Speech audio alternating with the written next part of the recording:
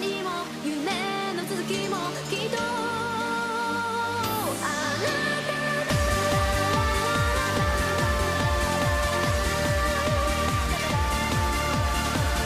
た。 Olá, ouvinte! Bem-vindo a mais um SaiKaiCast. Eu sou Matheus Freitas, de Fortaleza, Ceará, e já que tá virando moda, eu acabei dando um golpe e assumi o poder do Maurício. Vamos acabar mudando esse mundo, hein? E aí, pessoal, como é que vocês estão? Aqui é o Kilua, sou um autor ansioso e estamos aqui para mais um bate-papo com esse pessoal. Olá, gente, quem fala aqui é o Carlos Polemos e vou dizer uma coisa clara para vocês. Nieli é o cultivador brasileiro. E aí, galera, eu sou o Maurício, tá? Salvador, Bahia, Brasil. E eu devo dizer que o autor de GNM é muito enrolado. Olá, meu nome é Tirso, o maior teisei-fóbico desse lado do Oriente Médio, e todas as histórias foram em vão. Então, gente, hoje nós estamos aqui para bater um papo sobre uma coisa que é muito importante para nós autores, e não só isso, para os leitores também, né? Que é a construção de mundo. O que é que faz uma obra se tornar deliciosa de se ler, né? Boa parte disso tá na mão dos personagens, mas também do mundo que a obra se passa. Se uma obra não tem um mundo atraente, né, um universo atraente, ela muito provavelmente não vai acabar pegando seus leitores. Então, nós estamos aqui para bater um papo, né, sobre esse ponto.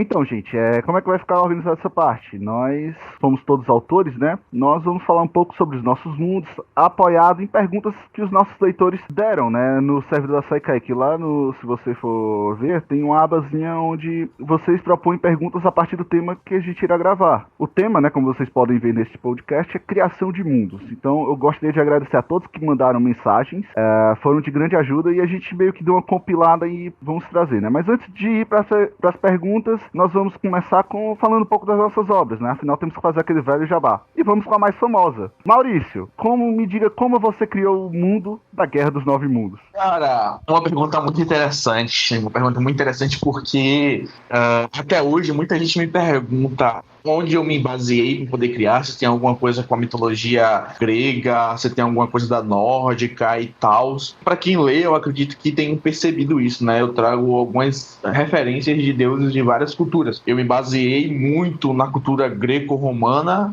na hindu e na nórdica. Por isso, a Guerra dos Nove Mundos, né? E quando eu criei este universo, né? Eu trouxe alguns elementos de novels de cultivo, que era o que eu estava lendo no momento. Trouxe bastante os toques da mitologia nórdica, da grega, e além disso, uns elementos da Europa, mas a Europa feudal também, sabe? Então, eu misturei tudo isso no caldeirão lá, sabe? E comecei a construção do universo de GNM. Agora foi muito gradual a construção, né? Porque assim, eu tinha ideia de que eu queria que minha protagonista nascesse em uma vila, em um clã pequeno, que estaria sediado em uma seita, né? Um clã maior, né? E daí eu criei primeiro a região onde ela morava, né? Onde ela nasceu, se assim podemos dizer. E dali eu fui construindo, né, o resto do continente, né? No caso, a região da seita, onde o clã dela é sediado, a questão dos impérios, que também eles fazem parte do mesmo continente. Dali já surgiu a necessidade de eu criar os outros continentes para trazer propriedade para a história. Mas além disso, também tinha, na verdade, eu tenho uma ideia, né, do universo, né, como um todo, no quesito dos 9 mundos, né? Nós temos 9 mundos principais. Eu tenho já a concepção feita do mundo principalzão lá, no caso que é onde os 3 deuses lá eles se originaram. Também tenho a concepção dos mundos meiros, né? Que são um pouco mais de 3.000 mundos, mais ou menos. E tem os mundos minúsculos, né? Que são... Um desses mundos é onde a história está no momento e que são infinitos, né? Não tem um cálculo exato para dizer quantos mundos tem. Então eu comecei a montar e planejar a estrutura de GNM. E vai aqui uma curiosidade, traçando um plano, né? Na questão da estrutura desses mundos, como eles são organizados, com elementos da mitologia nórdica, né? Então vocês vão perceber isso com o passar do tempo agora. Vocês vão vão começar a surgir certas teorias mirabolantes na cabeça dos leitores.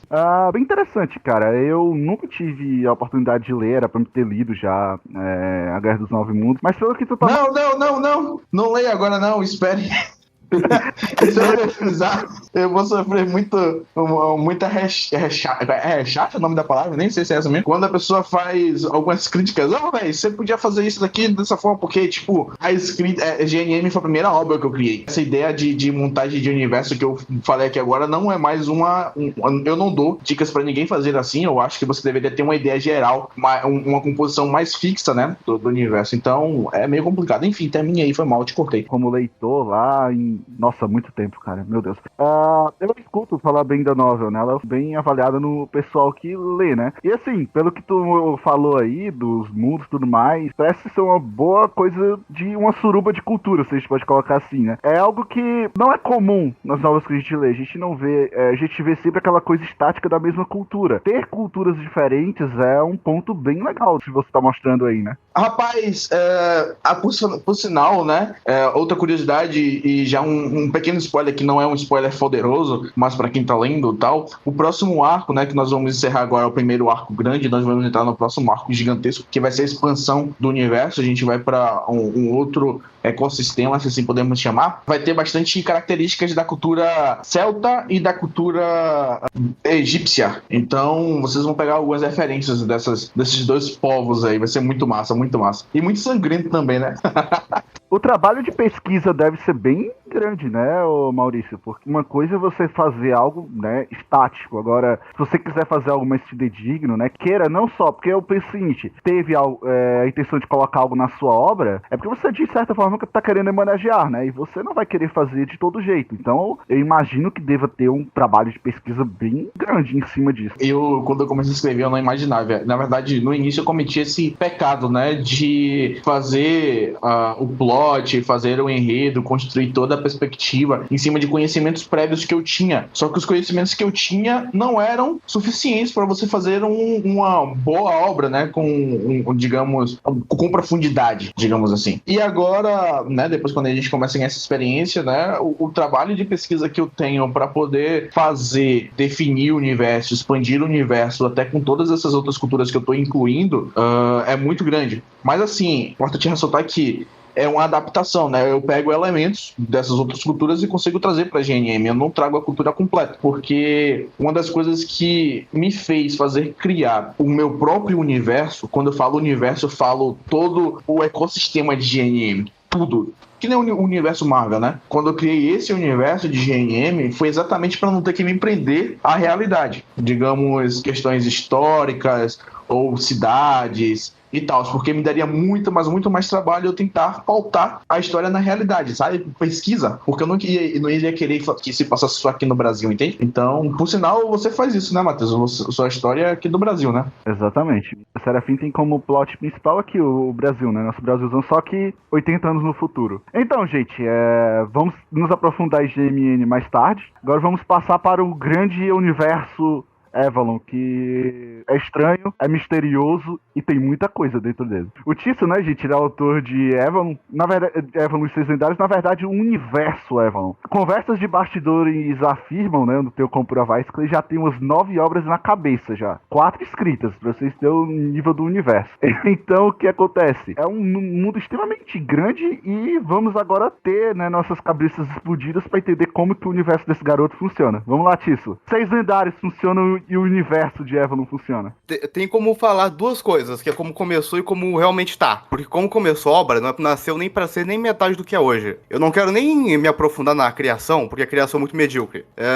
Nasceu de uma mesa de RPG. Leve isso como originalidade. Daí eu escrevi acho que foi um livro nos... Eu até falei aqui, eu acho. Que foi um livro aos 13, 14 anos. Daí depois de um puta tempo, acho que ano retrasado, 2019, eu passei pra novel e daí comecei a postar no site. Mas Avalon em si é difícil de explicar, porque a história ela não nasceu pra ser parte do mundo. Digamos que o mundo da história existe todo ele, existe como o mundo se originalizou, como tudo lá tem algum motivo pra estar lá.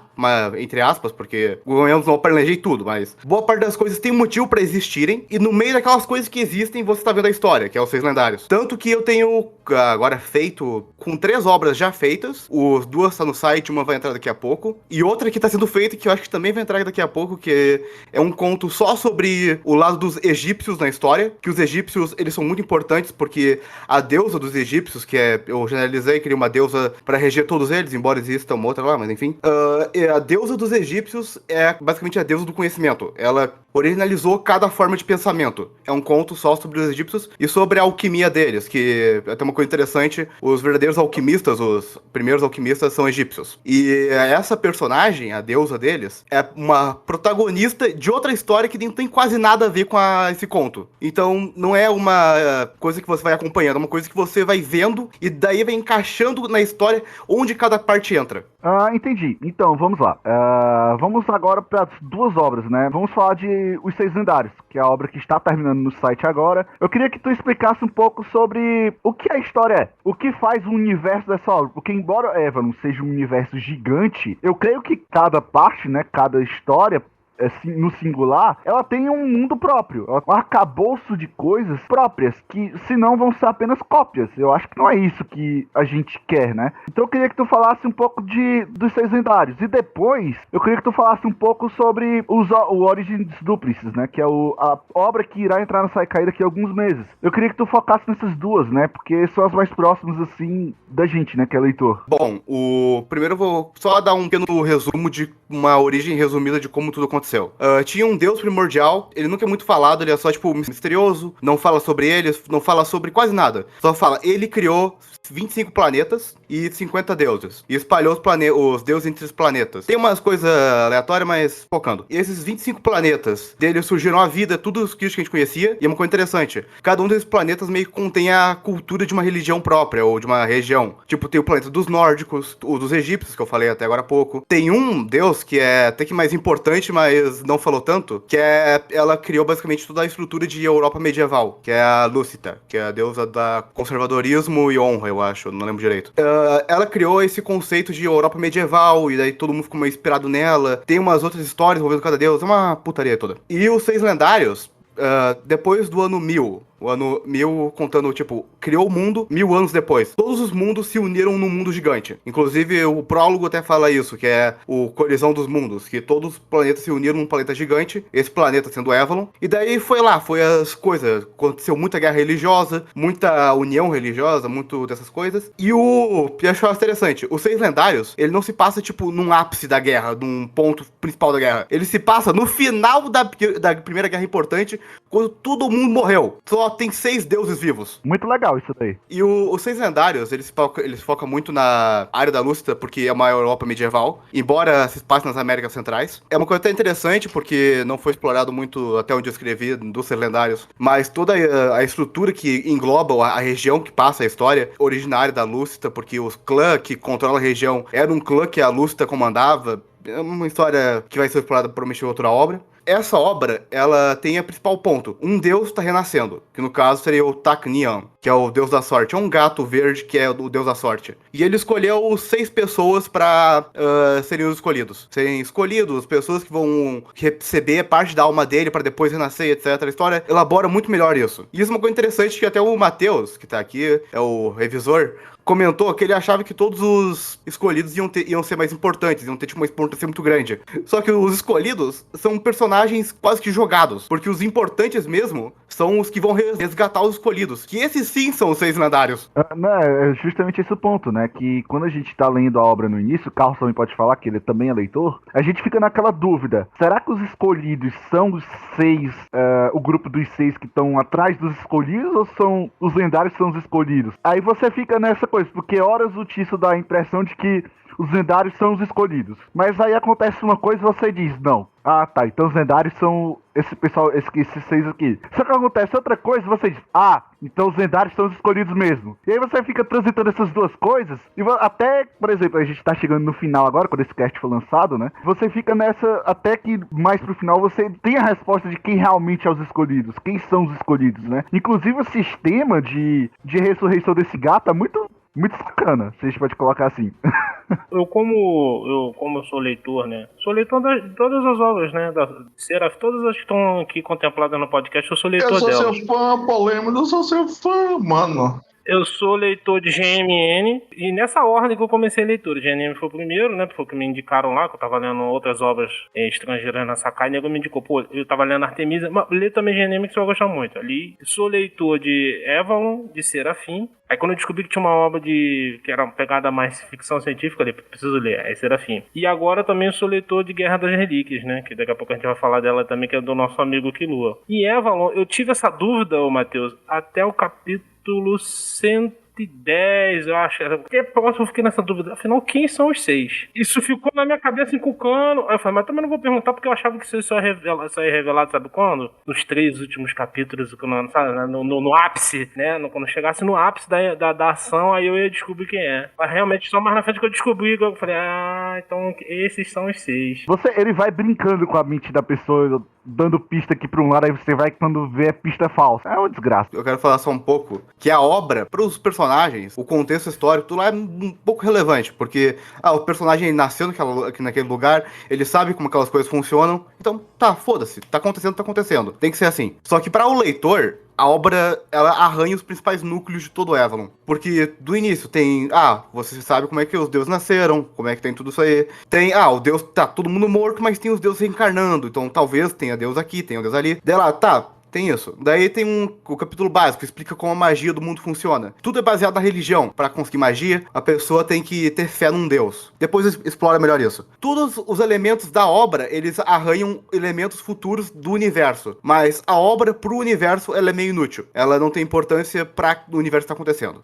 Vamos lá. Se eu entendi, então, Avalon é como se fosse o grande prólogo do universo. Esse Avalon, os 6 lendários, né? É como se fosse a introdução daquilo que você precisa saber para como o mundo funciona. É a introdução do leitor pra obra. Então vamos lá. Partindo disso, eu queria que tu falasse um pouco da próxima obra que tu vai lançar, né? Que é o Origins Duplicis, que também tem a nomenclatura de Avalon no início, que vai ser a marca registrada do Tiso aqui, né? Da Saikai. Eu queria que tu falasse um pouco sobre ela. Como ela vai ser, né? Que expectativas o leitor pode ter em cima delas e tudo mais. O Origins Duplicis eu tive com duas informações principais pra colocar em mesa. Primeiro, até onde o máximo da história vai em questão de ano, tipo, até qual a data máxima. Não vai ter muito além do EO2, que se passa em 1330. Então, 1330 até mais ou menos onde a data vai. Depois é só antes disso. E a segunda era o quão as coisas evoluíram de um lado pro outro e como um país em si é melhor que o mundo inteiro. Porque toda a história do EO2, um grande ladrão Arsène Lupin, eu pego muito das coisas que existem do mundo, referência à cultura pop, pra adaptar pra Avalon. Arsène Lupin, o ladrão francês, ele começou a infernizar uma potência mundial, que é a Inglaterra. Que a Inglaterra de Avalon não é só o Reino Unido. Metade da direita do planeta. O maior país do mundo, maior potência mágica do mundo, tem quase tudo de importante lá, e o Arsène Lupin tá lá zoando a porra toda. Daí eles chamam uma personagem que tá contida numa prisão justamente para não causar problema. Ela é a reencarnação de uma deusa, em parte, personagem com dupla personalidade, ela é uma humana que ficou possuída por uma deusa, e essa deusa, se ela for solta, ela pode matar todo mundo. E, inclusive, essa deusa é a Tetra, deusa do conhecimento, é a deusa do conto egípcio lá que eu falei. Basicamente a história é uma guerra entre a Tetra e o Arsène, que é luta de polícia ladrão. Vai um pouco mais complexo isso, mas é bem simples. Isso me lembra um pouco de Sherlock Holmes, né? Sim, até o lado da Watch, que é a protagonista humana que tá dividindo o corpo com a Tetra, ela é completamente inspirada no Sherlock Holmes. Tanto que os personagens são inspirados, tipo, tem a Hudson do Sherlock, que aqui ela virou tipo uma assassina sniper elfa milenar. Tem o Lestrade, é um personagem bem importante, porque ele é basicamente o membro principal da polícia principal de Londres. E é uma história que vai de luta de detetive, pequenas histórias envolvendo uma história maior, que seria quem é o Arsène, como ele tem todo esse poder, qual os poderes dele. Mas ela foi feita para mostrar justamente o quão a Inglaterra, como um país à parte, tá evoluída em comparação aos outros. Em 330 anos, ela conseguiu virar uma potência que mistura steampunk com magia a um nível insano, porque todo mundo lá é afiliado a uma escola de magia, todo mundo lá tem um poder mágico, etc. Então é mais pra mostrar qual o máximo de magia a Avalon pode ter, em parte. Interessante, cara, interessante. Vamos esperar, né? Origins do precisa lançar. Não sabemos quando virá, mas sabemos que ela tá no gatilho pra sair. Isso é uma informação privilegiada que eu tô passando pra vocês. Então, gente, vamos pular para o próximo jabá, né? Entender como funciona o universo de Guerra das Relíquias, né? Do nosso querido amigo Killua, que está aí na Saikai tem um tempinho, né? Entrou recentemente. Pode falar um pouco, Killua, de como surgiu o verso da sua obra, né? Chegou minha vez. Acho que antes, pra falar assim, minha novel é meio que vários remendos de outras novelas que eu já escreviam. Aí, inclusive, o mundo, um continente onde Guerra das Relíquias se passa, veio de outra novel, que eu tinha uma novel chamada As Crônicas de Edenvir. Aí, quando eu comecei a fazer Guerra das Relíquias, aí eu não queria construir outro mundo, ter todo aquele problema. Aí, o que eu fiz? Eu peguei o mundo de uma e só criei novos personagens e coloquei ali dentro. E é assim, basicamente, que eu faço com a maioria das minhas histórias. Às vezes eu tô criando uma história, crio o mundo, aí eu gosto do mundo, mas não gosto dos personagens. Aí eu vou lá e tiro aqueles personagens e eu utilizo o mundo. É interessante. Então, tu tá falando um jeito bem legal da gente ver, né? Que isso acontece muito com novos escritores. Eles criam, né, histórias dentro da sua cabeça, criam um mundo que acha legal, mas acaba parando porque as coisas não vão pra frente, ele não consegue desenvolver, mas aquela ideia é muito boa pra ser descartada. Por isso que eu acho que, assim, tipo, você tá começando, você tá escrevendo, você, tipo, manter os arquivos guardados. Porque até mesmo, tipo, às vezes eu leio, eu pego obras antigas minhas pra ler e, tipo assim, a escrita tá horrível, erros tem até hoje em dia, né? Mas, assim, tem muitas ideias que eu anotei ali que hoje em dia acho que eu nem seria capaz de ter aquelas ideias. Porque era uma coisa bem de amador, uma coisa bem de iniciante. Só que, assim, você já tem uma bagagem, você já tem uma visão nova, aí você pega aquela coisa que você escreveu antes, que você às vezes até despreza, e transforma naquilo que você quer, já usando as suas habilidades atuais. E é basicamente isso que eu faço com Guerra das Relíquias. Então, Killua, se tu tivesse que enumerar um ponto forte do teu universo, né? Qual seria? Se tu tivesse que dizer, nossa, é isso aqui se destaca. Olha, eu acho que do meu universo, sendo sinceramente, acho que basicamente quase nada. Porque assim,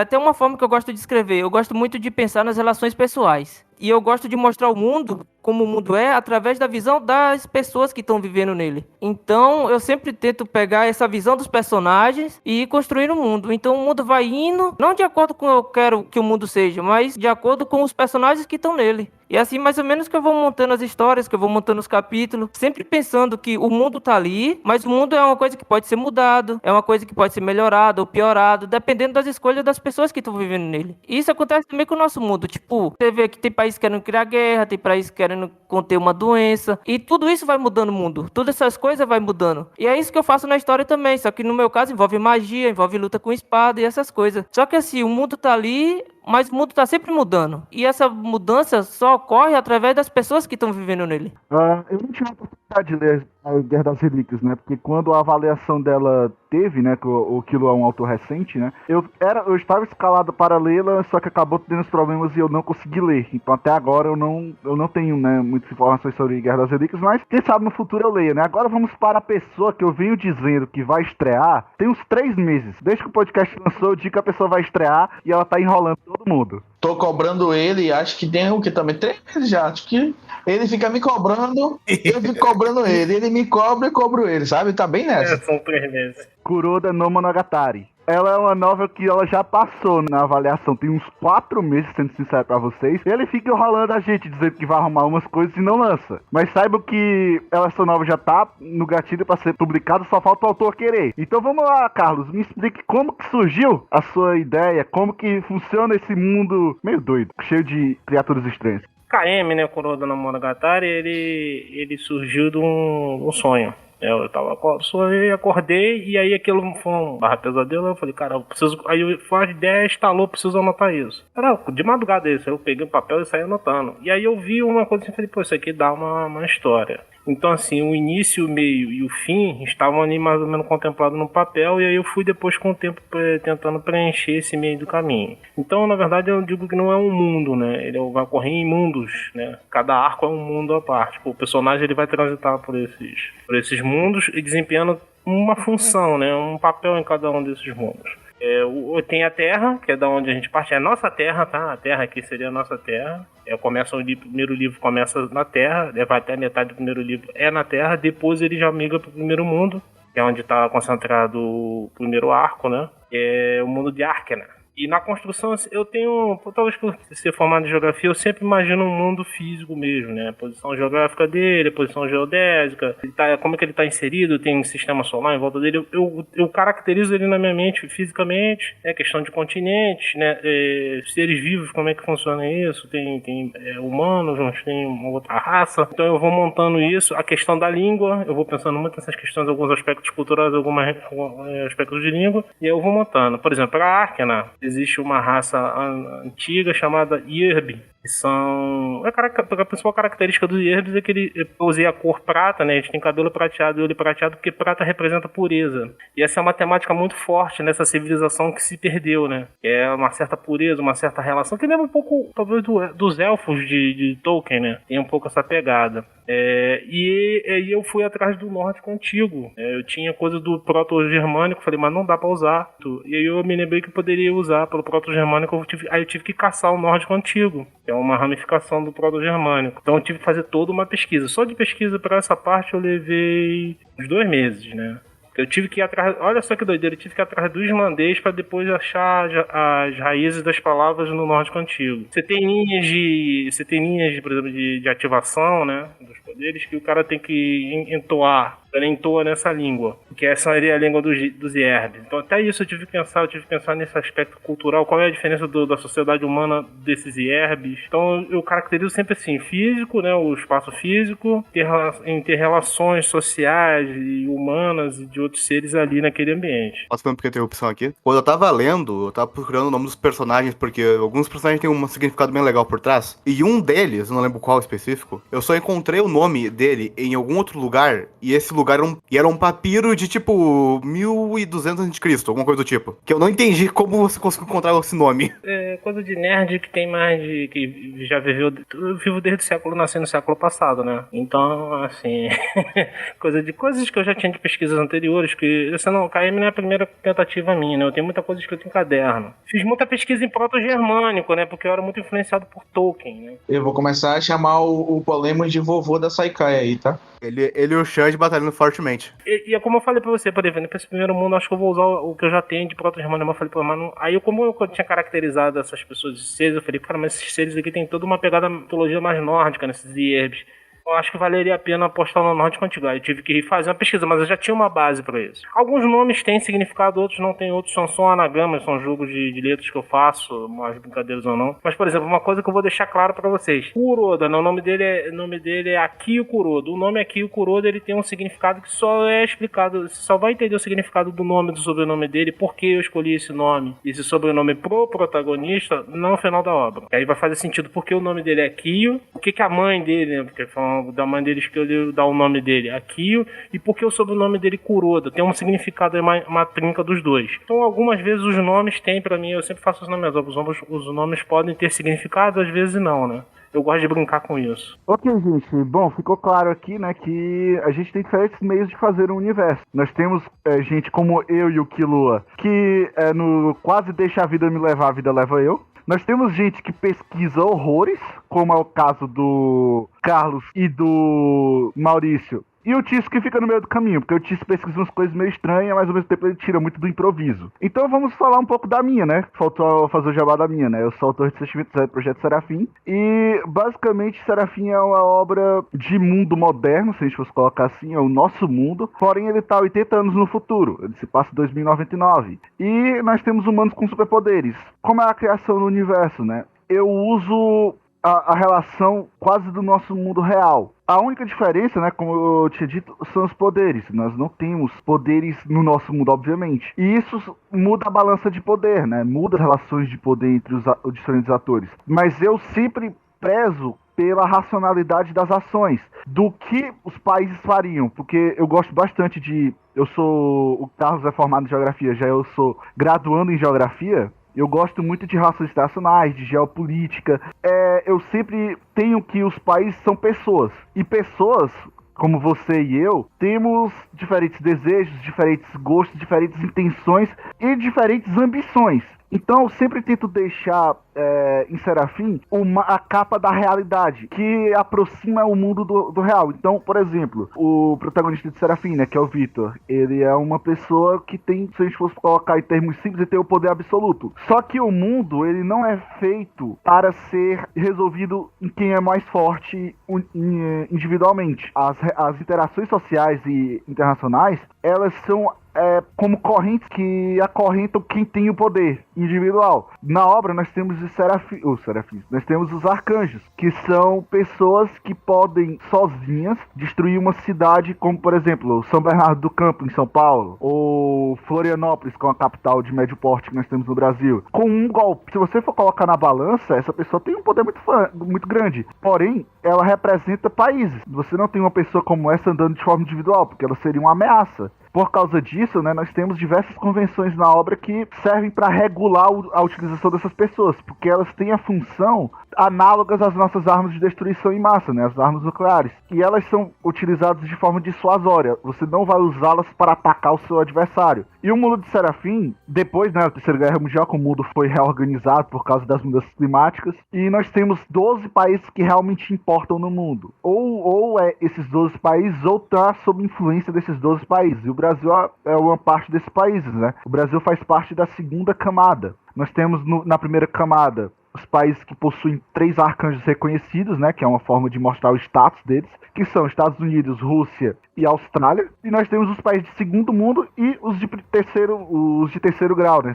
Segundo grau e terceiro grau. De segundo grau, que possuem 2 arcanjos reconhecidos, né? E de primeiro grau são países menores que possuem um arcanjo reconhecido. E basicamente o mundo ele é organizado por, se eu tenho um arcanjo, eu sou independente. É assim que ele é feito. Se eu não tenho, eu tô sob influência direta de uma potência dessas. O jogo é feito em cima disso. E aí nós temos, né? A obra se passa no Brasil. E como o Brasil se posiciona, né, desse jogo de poder. Nós temos os antagonistas, né, os nossos protagonistas, eles foram transformados em anjos por causa do gene divino, que é explicado mais na obra. Então é isso, né, como eu disse, nós temos diferentes formas. O meu eu peguei o nosso mundo e o adaptei para o que seria necessário à minha obra. Isso é algo que não funcionaria em um mundo de fantasia, por exemplo. Eu não poderia utilizar as regras que regem a nossa realidade para fazer um mundo onde tem a fantasia, né, dragões, etc. E é isso, né, de Serafim.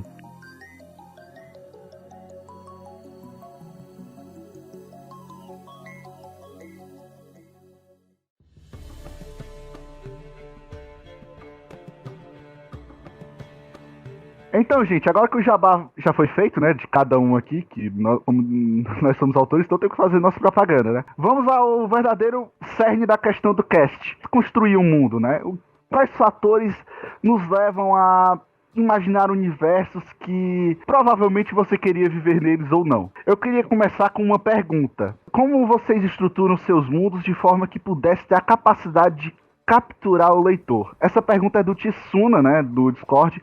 Como eu disse lá no início, o Discord será utilizado para a gente fazer algumas perguntas aqui no cast. Então, mandem suas perguntas e desde já agradeço a participação de vocês. Então, gente, como vocês fariam isso? Pior que eu acho que não seria muito mais coisa de mundo, talvez, mas mais de narração. Eu sou muito mais prol da filosofia de você tem que mostrar as coisas ao invés de só falar que elas existem. Não necessariamente pra tudo, porque algumas coisas até poderiam ficar muito escrachadas. Mas, tipo, se você fala, tem uma magia que, sei lá, pode criar um espírito, colocando um exemplo. Primeiro introduz que existe magia no mundo e depois coloca o tipo de coisa que ela pode fazer, no caso, criar um espírito, por exemplo. Interessante também. Eu gosto mais de, tipo, deixar as coisas enrolando. E desenvolvendo o mundo aos poucos e tal. Tem hora que a gente, se for tentar muito pensar no mundo, tentar desenvolver no mundo, acho que a gente acaba ficando muito preso nessa coisa de, eu preciso mostrar isso, eu preciso que o meu mundo seja isso, eu preciso que os leitores entendam que meu mundo é de porradaria, que não sei o quê. E eu prefiro quando o autor vai, tipo, desenvolvendo tudo, tipo, no seu ritmo, sem, tipo, querer atropelar as coisas. crio o meu universo, o universo de GNM foi criado com base nessa filosofia. Só que eu sinto um pouco de defasagem nisso. Eu tô tentando até mudar um pouco na nova obra que eu tô escrevendo e nos contos que eu tô pensando em escrever para poder treinar. Quando isso deu estalo pro Shenditsu, né? O novo autor da Sekai aí, que entrou com Herdeiros do Medo. Quando você tem uma concepção, uma noção maior do universo que você tá escrevendo, o universo que você criou, tá criando, você consegue fazer ligações com mais sentido, sabe? Interações entre personagens e plots que você não tem condições nem de pensar ou imaginar, porque você não criou aquela parte ainda do universo, sabe? Então, você consegue, por exemplo, fazer um tipo de diálogo entre os personagens e que você fala o que tá acontecendo em outra parte do continente, sabe? Com muito mais propriedade, né? Não fica aquele negócio de adaptação ou fazendo ali na hora o que vai levando com a barriga, sabe? O único problema, como o Lua bem deixou claro, de tentar fazer dessa forma, que é o problema e a dificuldade que eu tô tendo que superar a barreira agora, é que quando a gente tenta fazer o universo desta forma, a gente algumas vezes pode ficar preso, né? Nós podemos ficar presos em certas partes da criação do universo, porque ou a gente não tem ideia suficiente, ou a gente não tem uma concepção geral, e aí você acaba ficando travado na própria história, sabe? Uma coisa que eu adotei com Seus Lendários, que é essa coisa de não criar necessariamente uma história pro mundo, e sim o mundo existir independente da história. Isso tem muita influência no EO2, porque primeiro a personagem principal é uma deusa, então ela vai obrigatoriamente saber de muita coisa dos deuses que os humanos normais não sabem, e toda hora ela fica falando, essa influência de tal deus aqui, eu lembrava desse outro tal deus que fez essa tal coisa. É uma coisa que são 50 deuses, mas todo deus não é inútil. Cada deus tem uma importância diferente, tem um significado diferente pra uma coisa, nem que seja uma filosofia, como tem um deus lá que é só para filosofia, tem um deus que é só pra arte, e daí cada deus influenciou um pouco a criação desse mundo. Você não fica só vendo isso por cima, você vê a protagonista falando que tal coisa foi feito baseado em tal deus, ou com a influência de tal deus ajudou a fazer tal coisa pra eles usarem tal coisa. Isso ajuda também na tecnologia, porque tem uma deusa lá que descobriu qual metal era melhor pra conduzir eletricidade, e ela fez isso pra matar um determinado tipo de raça, só que acabou virando energia, virou cabo de luz. Então é uma grande diferença de perspectivas e de como isso influenciou pra sociedade acontecer. Eu falo isso porque minha obra é quase totalmente focada em religião, mas tenta ser alguma coisa nesse estilo, na minha opinião. Eu utilizo bem os dois métodos. Gosto de utilizar tanto a narração, né, como as informações que os personagens dão, né, e eu tento o máximo possível não fazer aqueles diálogos horríveis de exposição exagerada, como acontecia nos desenhos da década de 80, 90, né, onde o personagem dizia o que estava acontecendo, não só dizia, como ele falava para outra pessoa e a pessoa dizia, é sério que tá acontecendo isso? Enfim, eu tento o máximo pra fazer isso, eu acho isso horroroso. Então o que eu faço? Eu fico fazendo aquele jogo de narração e informação dos personagens. Pra escala das coisas que acontecem na minha obra, né, em Serafim, os lados não sabem o que o outro estão tramando. Os leitores sabem parte do que tá acontecendo, porque tem a visão do todo, né? Por exemplo, está acontecendo uma reunião no Pentágono. Não tem como os protagonistas aqui no Brasil saberem o que está acontecendo. É impossível. Os atores brasileiros não tem como saber o que está acontecendo, né? Parte de 7 chaves, né? De planejamento do outro lado. Da mesma maneira que o grupo antagonista, né? Não tem como saber o que está acontecendo no núcleo dos protagonistas. Os meus leitores conseguem nem saber por causa que eles estão vendo. Mas ao mesmo tempo, gosto de fazer o seguinte, que os personagens sabem do que se trata, e por saber do que se trata, eles não precisam ficar dizendo. Então eles sempre vão falando palavras, frases ambíguas, dizendo coisas. Então isso eu penso que pode capturar mais leitores pra saber, mano, eu quero saber o que esse pessoal tá falando. Como é que eu tô lendo a obra e não tô enxergando o que esse pessoal tá dizendo. Tudo isso eu vou construindo, né? Eu vou dando pistas do que tá acontecendo. Por exemplo, a pista de que o poder do pai do protagonista, né? O poder que ele controla, não o poder individual, era muito superior, tava na cara desde os capítulos iniciais. Mas não tava aquela coisa do tipo, olha, o Wilson tem um poder muito grande por trás dele. Não, você sabia das ações dele, você tirava coisas dali, entende?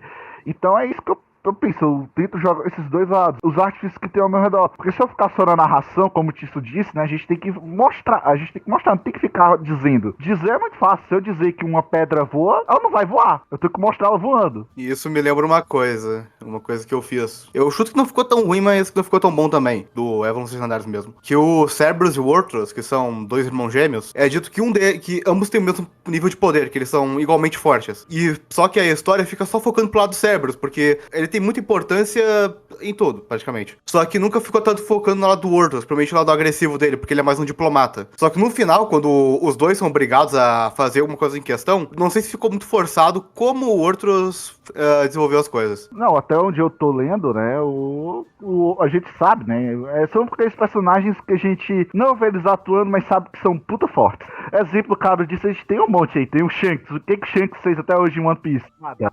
One Piece, eu ia falar, tem muita coisa sobre One Piece pra colocar nesse podcast. Quando você tem carisma, igual o Shanks, você chega e acaba com uma guerra. Parou, acabou. Assim, essa pergunta do Tsuna,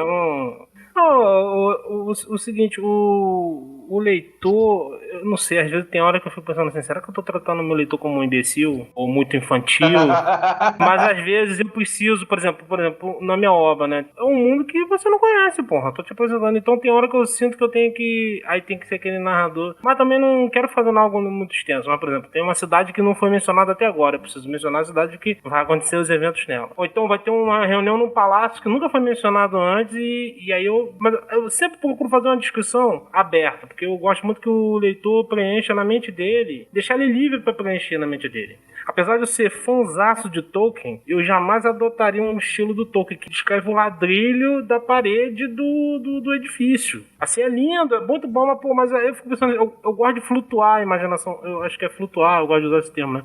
A imaginação do leitor flutuar, né? Deixa ele compor. Eu tô escrevendo, eu não estou fazendo uma ilustração, então eu gosto que ele goste. Eu tenho muito receio disso, então pra essas coisas eu sempre penso o seguinte, deixa o meu leitor mais livre, e eu toda hora fico assim, não trate o teu leitor como uma criança, nem como um imbecil, né? Tem que tratar ele como alguém capaz de fazer preencher essas lacunas da forma como ele quiser. Mas eu acho que ainda existem alguns pontos que não tem como a gente deixar pro leitor. Ele é como se fosse um espectador, um daqueles personagens, ele não sabe o que tá acontecendo. Já a gente, como autor, como eu costumo dizer, nós somos os deuses das histórias que criamos, porque a gente sabe o começo, meio e o fim dela, sabe? A gente meio que sabe o que vai acontecer com o protagonista. E como são as fisionomia dos personagens, como são o ambiente, como é a ambientação, como isso influencia, como é o tempo. Tem certas coisas que a gente precisa usar sendo narrador para poder fazer a imersão do leitor, né?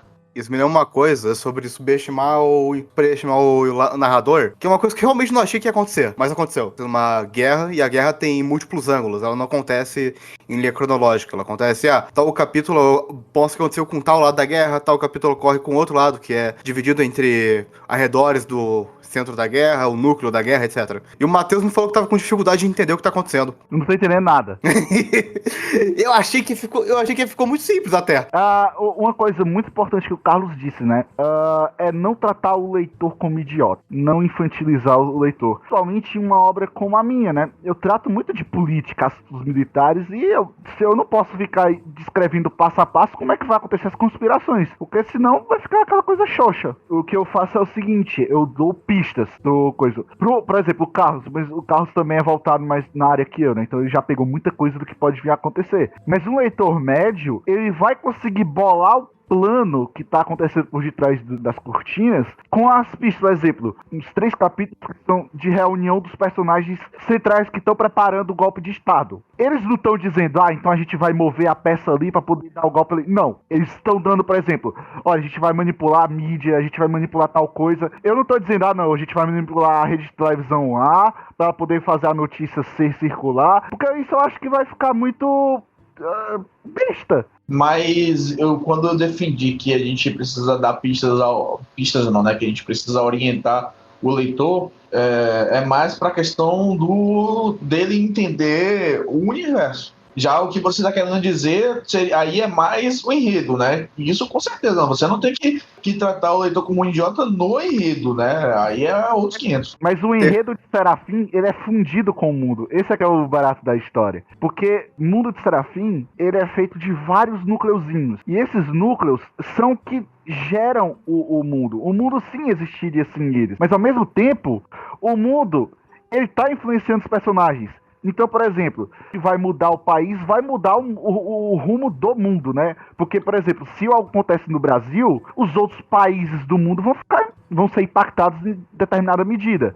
O roteiro, né, o enredo de Serafim, ele é umbilicalmente ligado com a maneira que o mundo funciona. Nas coisas que quando eu preciso dar a visão geral, né? Geralmente todo fim de arco importante, eu dou a visão geral do que como o mundo recebeu a notícia. Tipo aquelas coisas de One Piece, quando a gente, de novo, citando One Piece, quando eles terminam, né, uma parte, aí tem o jornal mostrando ao mundo, né, como que o mundo recebeu a notícia, recompensas novas. Eu utilizo os personagens e eles vão contando. Não tem um narrador dizendo, e assim aconteceu tal coisa. Não, o mundo ele vai se construindo, né, dessa forma. Eu não vou dar de mão beijada, né, nossa, o mundo se comportou desse jeito depois daquilo. Então, é esse o ponto, né, dar as direções, né, do leitor pra ele entender as diretrizes, né, como o mundo funciona, o jogo de poder, né. Isso aqui me lembra uma coisa. E quem vê esse podcast já vai saber porque eu vou falar agora, mas não é demais também. Quero que alguém crie uma teoria no EO2 de que a polícia tá manipulando a mídia pra encobrir o Acerne. Porque é isso que eles fazem em metade da obra. Basicamente, acho que eu entendi o que você quis dizer aí, Matheus. Apesar de que eu ainda tenho um ponto meio... É que a gente tá falando de duas coisas diferentes, né? Quando você fala do enredo, ele interferir no universo, né? No mundo em si, eu entendo perfeitamente isso. Mas, no caso, eu tava falando, né? Querendo dizer a respeito de quando você, por exemplo, você vai narrar uma rua pro personagem entender que ali tem uma pastelaria, sabe? Então você precisa orientar ele naquela perspectiva, né? Pra ele meio que visualizar o que tá acontecendo, a cena, né? Digamos assim. A parte do mundo físico é meio que padrão, né? Você tá escrevendo, se eu tô numa rua, eu tenho que dizer pelo menos as características mínimas do que tem naquela rua. Agora, como o Carlos estava dizendo, eu não vou dizer, nossa, o bueiro tinha inscrições e tal coisa. Eu acho isso... Depende do nível de importância até que é útil. Se o bueiro abrir e engolir a pessoa. Tipo, se você estiver fazendo uma história de magia em que o bueiro tem um símbolo alquímico lá do tiço aí que faz a pessoa desaparecer, é importante ele narrar isso. Alquimia não faz isso, arrombado. Eu tô imitando aqui agora. Não, mas é esse um ponto também, né, de discussão legal que a gente tá tratando aqui. Porque, pra vocês verem, eu e o Maurício, nós temos um pouco dessa visão dividida. Mas se a gente for no ponto inicial da questão, os nossos dois mundos são completamente diferentes. Sim, a iniciar pelo fato de que você usa a realidade. Eu uso a nossa realidade como métrica. Coisa que o Maurício, ele foge da realidade como métrica. Então isso é bem interessante de novo, né? Pra gente entender. O meu mundo, ele depende muito do roteiro e vice-versa. Já o Maurício, ele pode atuar nessas duas frentes de forma diferente e também ligadas. Isso é uma coisa bem interessante de forma de construir o universo, né? Uma coisa que esse tipo de coisa de narrar a rua, etc, ajuda, duas coisas que eu só imagino também, que é pra narrar ou a qualidade da cidade, que tipo, a cidade é padrão A, então tem esse tipo de coisa, a cidade é padrão B, então é um pouco pior, sei lá. Ou narrar, talvez, como o protagonista, ou o personagem em questão, age de acordo com a situação e desenvolver um pouco da personalidade dele por algum meio sutil. Algo que o Matheus falou aqui é que ele se pauta na realidade, né? E por isso ele tenta construir as coisas mais fidedignas possíveis. Já eu fiz um universo e eu criei ele, né? Para não ter que me ater a essas normas. Mas isso não quer dizer que o meu mundo não siga certas regras, né?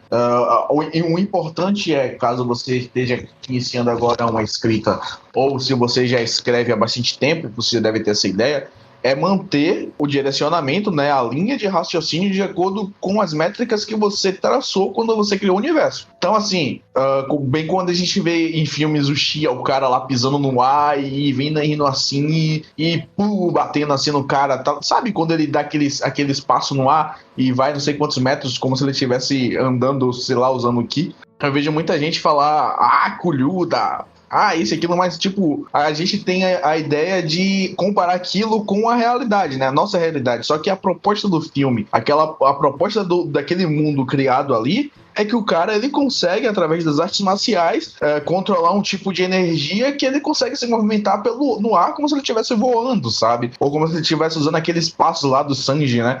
E esse aspecto aí foi um problema que eu tive na minha. que na hora que eu tava definindo o mundo, eu queria saber qual é que era que limite eu ia usar pra magia. Até onde a magia ia chegar, até onde as pessoas poderiam usar magia. Até onde a magia podia, tipo, mexer com as pessoas, com o corpo físico mesmo da pessoa. E isso foi bem complicado, acho que eu passei bastante tempo fazendo isso, criando vários esboços. Criei mundos onde a magia era mais livre e poderia, tipo, não tinha limite. Criei outros com limite mais alto. E foi bastante complicado fazer essa parte, assim, das leis. De forma resumida, né, o que os dois estão apontando aqui é que você tem bases, pilares que sustentam a criação de histórias, a criação de mundo, né? E que você deve seguir essas regras, que são pilares que sustentam que você está idealizando. Se você fugir deles, você vai estar traindo o próprio cerne da sua obra, não como história, mas sim como a própria construção de universo. Por exemplo, se eu tô tratando um mundo real sem poderes, eu não posso de repente colocar alguém lançando o Kamehameha. Eu vou estar indo contra as regras fundamentais do universo.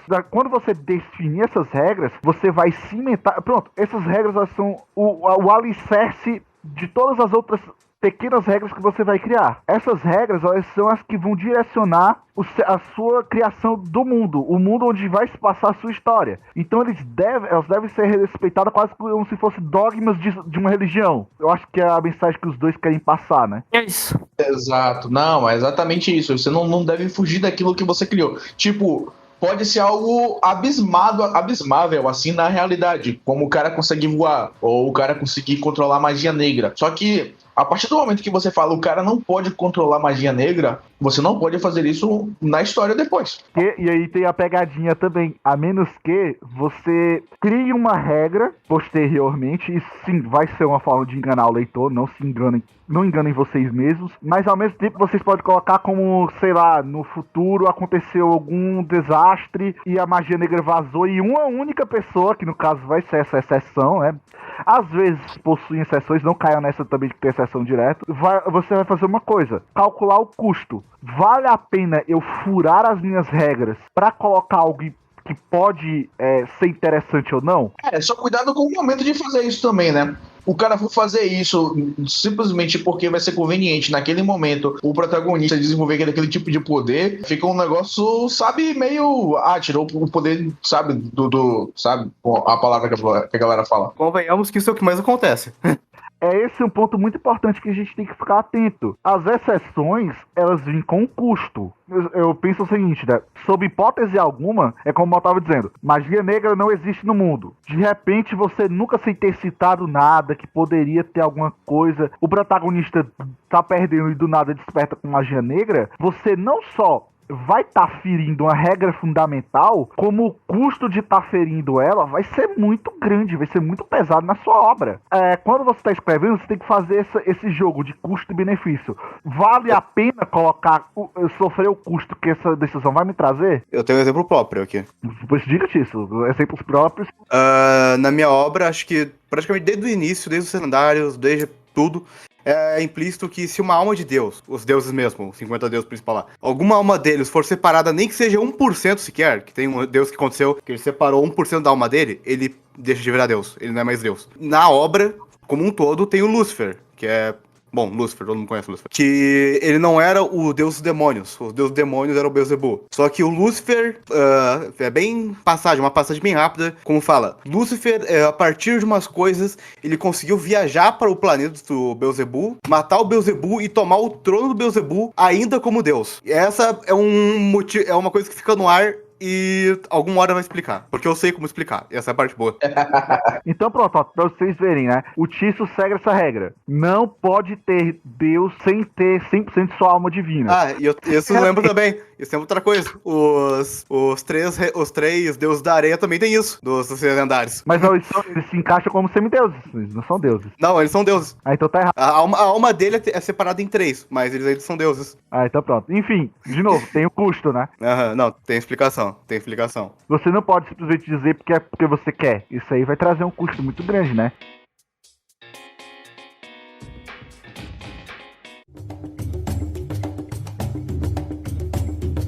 Então, gente, seguindo o que a gente estava conversando, né, nós vamos entrar num elemento que, para muitas obras, é quase que fundamental, que são os poderes. Tem diversas formas de você utilizar, diversas maneiras criativas e alucinógenas de se utilizar, né? Então, vamos lá.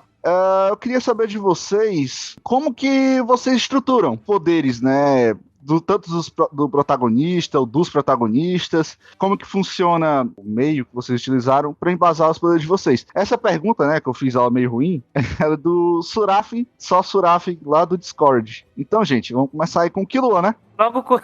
Já manda logo pra mim. A questão dos poderes, eu acho que isso é bem livre, entendeu? Eu acho que isso vai do mundo pra mundo, do personagem que você tá criando. Tipo, tem personagem que combina com o poder, tem personagem que combina com o poder do fogo, outro combina com o poder da água, um combina com a magia mais agressiva. Então, eu acho que isso a gente vai percebendo, conforme a gente vai construindo, estruturando o nosso mundo, a gente vai percebendo, assim, os poderes que vai se encaixando melhor. Meu protagonista, ele não tem, assim, um poder dele, assim. Só que assim, ele tem o poder dele, só que ele não sabe que tem. Então ele vai crescendo, ele vai amadurecendo e os poderes vão surgindo.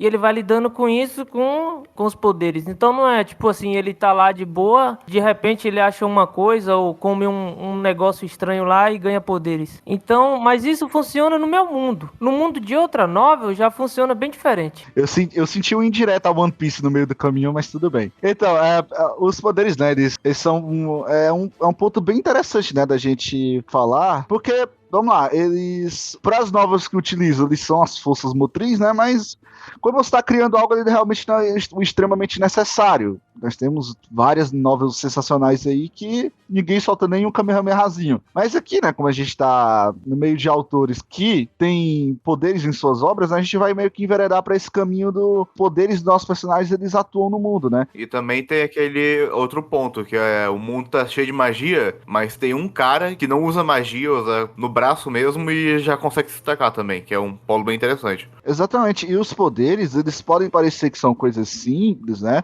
Mas eles têm uma regra toda por trás deles, né? Você vai criar regras que, se você quebra, vai dar ruim, como a gente falou no tópico anterior, né? E principalmente, eles têm a capacidade de engrandecer sua obra se você seguir esse caminho, eles têm a capacidade de transformar sua obra em algo tosco. Então, é bom saber equilibrar, né? O Maurício, que é o nosso sênior aqui do cast, né? O escritor mais velho da gente, deve saber um pouco explicar a gente, né? Como é que ele criou os poderes das Guerras dos Novos Mundos, como que ele balança, né? Pra não ficar algo completamente estrondoso, enfim. Pode dar aí seu depoimento, Maurício. Eu vou iniciar fazendo alguma pergunta aqui pro Killua. Killua, tu não coloca o teu protagonista pra receber o poder do nada, não, né? Como é que tu faz isso? O meu protagonista, ele não vai receber o poder do nada assim não, ele já nasceu com poder. Mas ele vai despertando, por exemplo, que nem o Asta lá no meio da luta e tal, aí tá numa parte difícil, do nada ele descobre um poder que ele tinha, mas que nunca foi sugerido que ele tinha, sabe? Dá raiva quando isso acontece? Dá, mas assim, às vezes acontece, mas não é sempre assim, tipo, ele tá no meio da luta, tá perdendo, aí de repente ele ganha o poder e derrota todo mundo, não é assim. Eu sempre tentei assim, ele tá descobrindo o poder, sempre que ele descobre um poder, o que ele vai fazer com esse poder? Ele não vai sair pra enfrentar pessoas, ele vai treinar aquele poder, treinar mesmo, tipo treinamento, caso aparecer um adversário, ele vai usar aquele poder já depois que ele treinou ele, entendeu? Não é assim que vai estar na luta, no meio da luta, e já recebe o poder, já luta com esse poder como se fosse a coisa mais natural do mundo. Então ele tem ele tem o poder, mas tem o tempo dele pra ele se adaptar ao poder. Até pra ele se conhecer também. Entendi. GNM é um tanto mais fácil pra mim, né? Porque como eu fiz um de cultivo, na verdade eu peguei elementos do mundo de cultivo e elementos de outros gêneros também, mas faltando agora no cultivo ficou mais fácil de criar os poderes, porque eu criei, digamos, os elementos básicos, né, que as pessoas elas nascem com afinidade elemental e elas treinam com base naqueles elementos. E as habilidades que elas vão desenvolvendo com base no elemento também têm suas peculiaridades, né? Algumas são diferentes das outras e são passadas ou de família, ou de mestre, ou de sênior e tudo mais. Mas uma coisa que o Matheus falou que é preocupante, algo que me preocupa sempre, é manter as coisas niveladas, né? Eu procuro fazer com que a Ságua, que é a minha protagonista, ela não consiga, digamos... vencer tudo de uma maneira muito fácil. Tem oponentes que ela teve que fugir para sobreviver. Teve oponentes que ela quase morreu e foi salva pelo mestre dela. Né? Agora, quando eu comecei a desenvolver os poderes dela, né, eu queria uma protagonista que tivesse os poderes dos 3 deuses hindus do qual eu baseei GNM, que foi o Shiva, Vishnu e o Brahma, né? O Brahma e o Shiva são... Na verdade, os 3 são homens na mitologia original. Só que, pra GNM, eu fiz a Vishnu como mulher. E assim, o Shiva, ele representa a destruição pelo fogo. O Brahma, ele representa a criação pelo raio. A Vishnu, ela representa a manutenção da vida pela água. E o Shiva representa a destruição de todas as coisas para finalizar o ciclo, que seria pelo fogo. Então, a minha protagonista, ela teria que desenvolver esses 3 tipos de habilidades baseados nesses 3 tipos de elementos, sabe? Tem mais coisas por trás, mas eu não posso falar muito nesse podcast, porque cenas dos próximos episódios de GNM. E seriam uns spoilers assim, que sempre cabuloso, sabe? Aqueles spoilers de bomba nuclear. Então é melhor não comentar muito pra não dar com a língua dos dentes aqui. Os poderes, eles são sim uma grande armadilha, né? Se a gente não saber trabalhar direito. Porque se você não planeja bem, você acaba utilizando a descoberta de poderes de forma... errada. Uma vez você vê aquele clichê do protagonista conseguir se levantar e com poder novo e conseguir derrotar o vilão, é legal. Agora, se você continuar usando isso daí na sua obra toda santa luta, é complicado. Você tem que trabalhar bem, né? Por exemplo, como o Maurício disse, a personagem dela está cimentada na mitologia, né? Dos 3 deuses, dos 3 grandes deuses do hinduísmo. Então ela vai seguir o caminho dos 3. Ela vai seguir algo, pelo menos, que espelha os poderes dos 3. Se ele do nada sair com a Ságua fazendo algo como o nosso deus Tupiniquim aqui, o Tupã, tá fazendo algo errado. E o Tício, gente? O Tício tem uma gama de poderes bem estranha. Agora é hora que eu ocupo metade do podcast.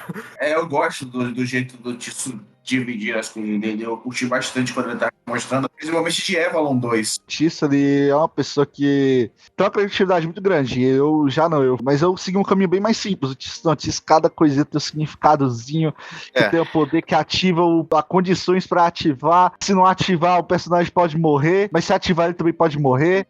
É uma coisa estranha. O Tício é aquela criatividade desvairada, né? Como eu falo, né? A criatividade sem freio, né? É a criatividade dele que desce a ladeira, né? Sem freio. E vai embora. Então, tem como resumir muito bem o sistema de poder e tem como ramificar ele a um nível absurdo, a explicação. Bom, basicamente, todo poder veio de um deus. Não especifica qual deus veio de qual poder. Alguns poderes especifica. Tipo, tem a magia da estrela, que o Matheus sabe qual é. Que tem toda uma história por trás de como ela foi criada. Toda magia veio dos deuses principais, que lá, 50 deuses, não todos os deuses tinham magia, mas a maioria tinha, digamos assim. E daí eles ensinaram para as pessoas, daí as pessoas reproduziram as magias. Chegou um momento da história que todos os deuses estavam morrendo, então a magia branca e a magia negra, que é do Yeshua e do Lúcifer, que elas foram obrigadas a tentar emular a magia antiga por meio da magia atual. E para invocar magia, até tem um processo bem interessante, que é um capítulo solto, acho que é o 70, mais ou menos, que foca no Volten, dos 6 lendários,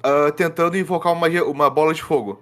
Ele molda a bola de fogo, é tudo por base de analogia. Ele começa a pensar em como fazer um balão volumétrico, que guarda líquido, etc. Ele começa a pensar em como se faz por meio daquilo ele mescla com fogo e taca a bola de fogo. Então, em resumo, toda magia é uma analogia a alguma outra coisa. Claro, não explica o que a analogia é, mas essa é a base para entender. E para invocar precisa de eu chamo de condutor, uma varinha, um objeto mágico que te permita usar magia, resumindo.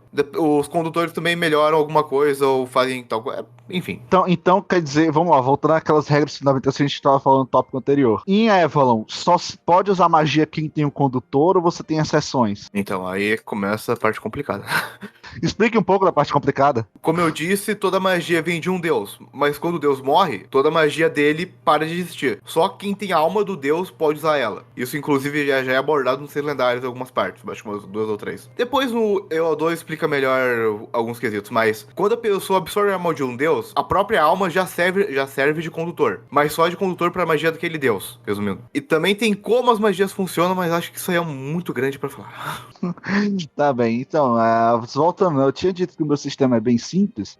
Se você for ver, tem só o hexagonal do Hunter x Hunter, mas é só isso. Nós temos 5 tipos, né, 6 tipos de poderes, e na verdade são 7. São 7 tipos de poderes, e em Serafim nós temos 7 tipos de poderes, que são classificações para poderes. Nós temos os poderes elementais, que são 5 tipos, tipos, que são água, fogo, água. Os anjos do tipo água, eles preferem lutar usando gelo, porque é uma maneira mais fácil deles conseguir causar dano do que afogar o adversário. Fogo, vento, terra e raio. E nós temos a classe do tipo percepção. Ela é uma classe que abrange qualquer tipo de percepção sensorial que a pessoa tem melhorada.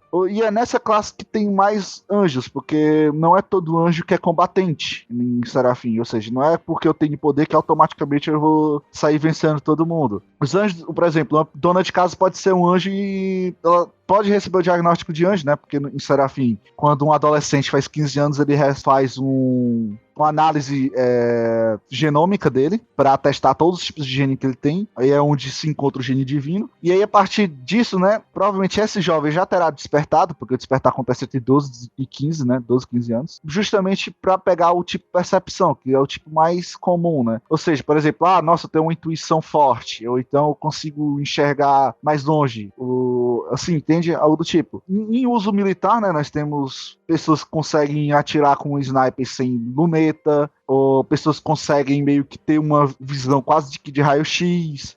Pessoas que conseguem utilizar todo o processamento do cérebro para não deslocar para um só lugar. E nós temos a classe especial. A classe especial, ela reúne todas as pessoas que têm poderes e que não se encaixam nem no tipo percepção, nem nos tipos elementais. Eles são os mais raros. Em certa medida, eles podem ser até taxados como os mais poderosos. Mas não é uma regra. Nós temos, né, diferentes níveis. Um anjo ele pode ser de terceira classe, segunda classe e um arcanjo, que é a primeira classe. A terceira classe ela é dividida em alta, intermediária e baixa. Baixa sendo a de menor nível e alta de maior nível. Nós temos também, na segunda classe, 4 subclasses, que são a baixa, a intermediária, a avançada e a elite. A elite, alguma dessas pessoas que estão na classificação elite, elas conseguem acessar um poder que é chamado de transcendente, que ele consegue levar o limite máximo da sua habilidade. E nós temos os de primeira classe, que são os anjos mais raros da história, né, do mundo, que são os arcanjos, que como eu tinha dito, eles são pessoas que podem apagar uma cidade de tamanho médio com um ataque. E coisa muito importante que eu tive que fazer em Serafim foi a questão do equilíbrio, né, o balanço que é um importante que nós temos que ter.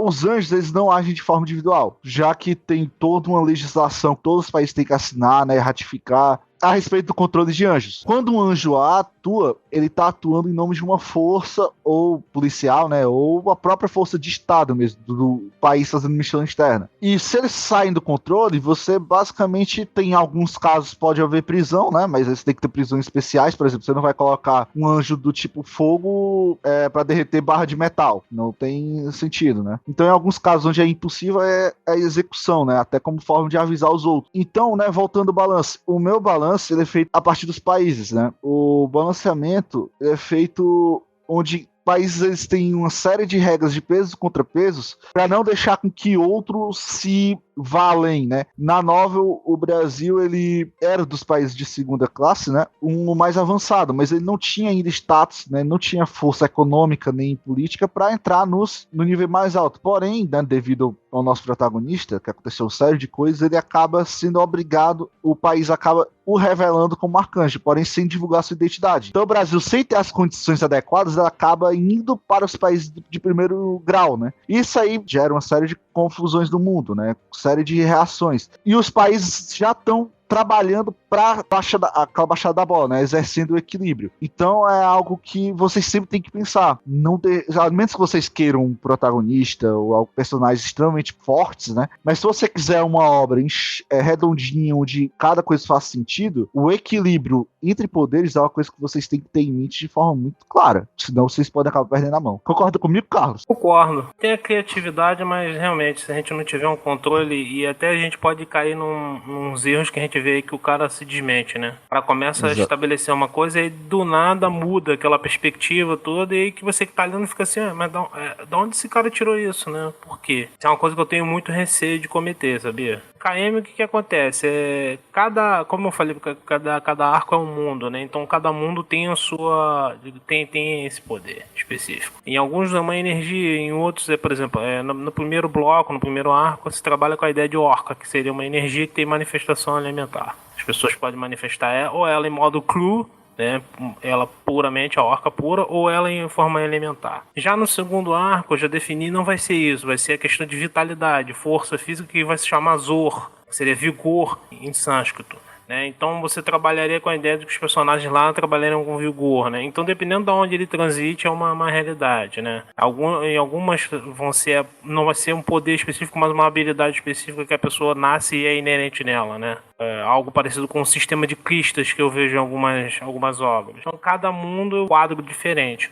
Algo que eu sempre tento fazer é o seguinte, por exemplo, elementar é muito bom porque eu vejo muito erro nisso. Cada elemento tem uma característica específica. Então, por exemplo, um manipulador de fogo não pode ser um camarada muito calmo. Os manipuladores de fogo normalmente tem que ter um lado mais impulsivo, porque é da natureza do elemento isso, impulsivo. Um manipulador de água, ele tem que ser um cara mais flexível, porque a água é um elemento de flexibilidade, né? É aquele camarada que mediano, que consegue se adaptar aos mares diferentes mesmo, porque isso é da natureza da água, né? A água é adaptabilidade, a água é versatilidade, né?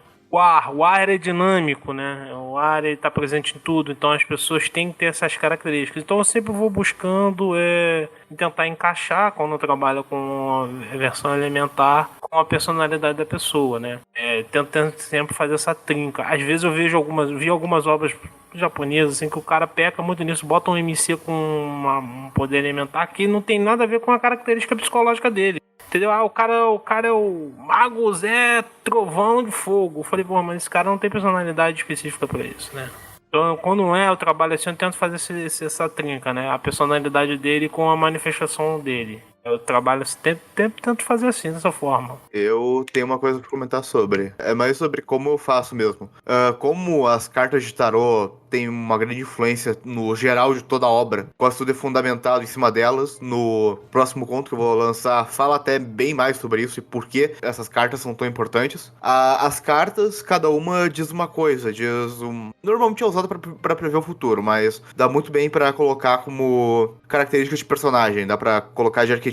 E cada habilidade que cada personagem tem, ele meio que conversa com o significado da carta de tarô. Por exemplo, o EO2, o Edward. O poder dele é criar fogo, mas ele cria fogo com base num alvo e ele cria fogo a partir dos pecados daquele alvo. E é justamente isso que o ideal da justiça fala. Ser justo e ele transforma os pecados da pessoa inimiga em poder pra ele. Deixa eu pensar, a Watch, ela tem o poder da alquimia, que também é associada à inteligência, e a carta de número 8 é associada à inteligência. É basicamente nesse sentido.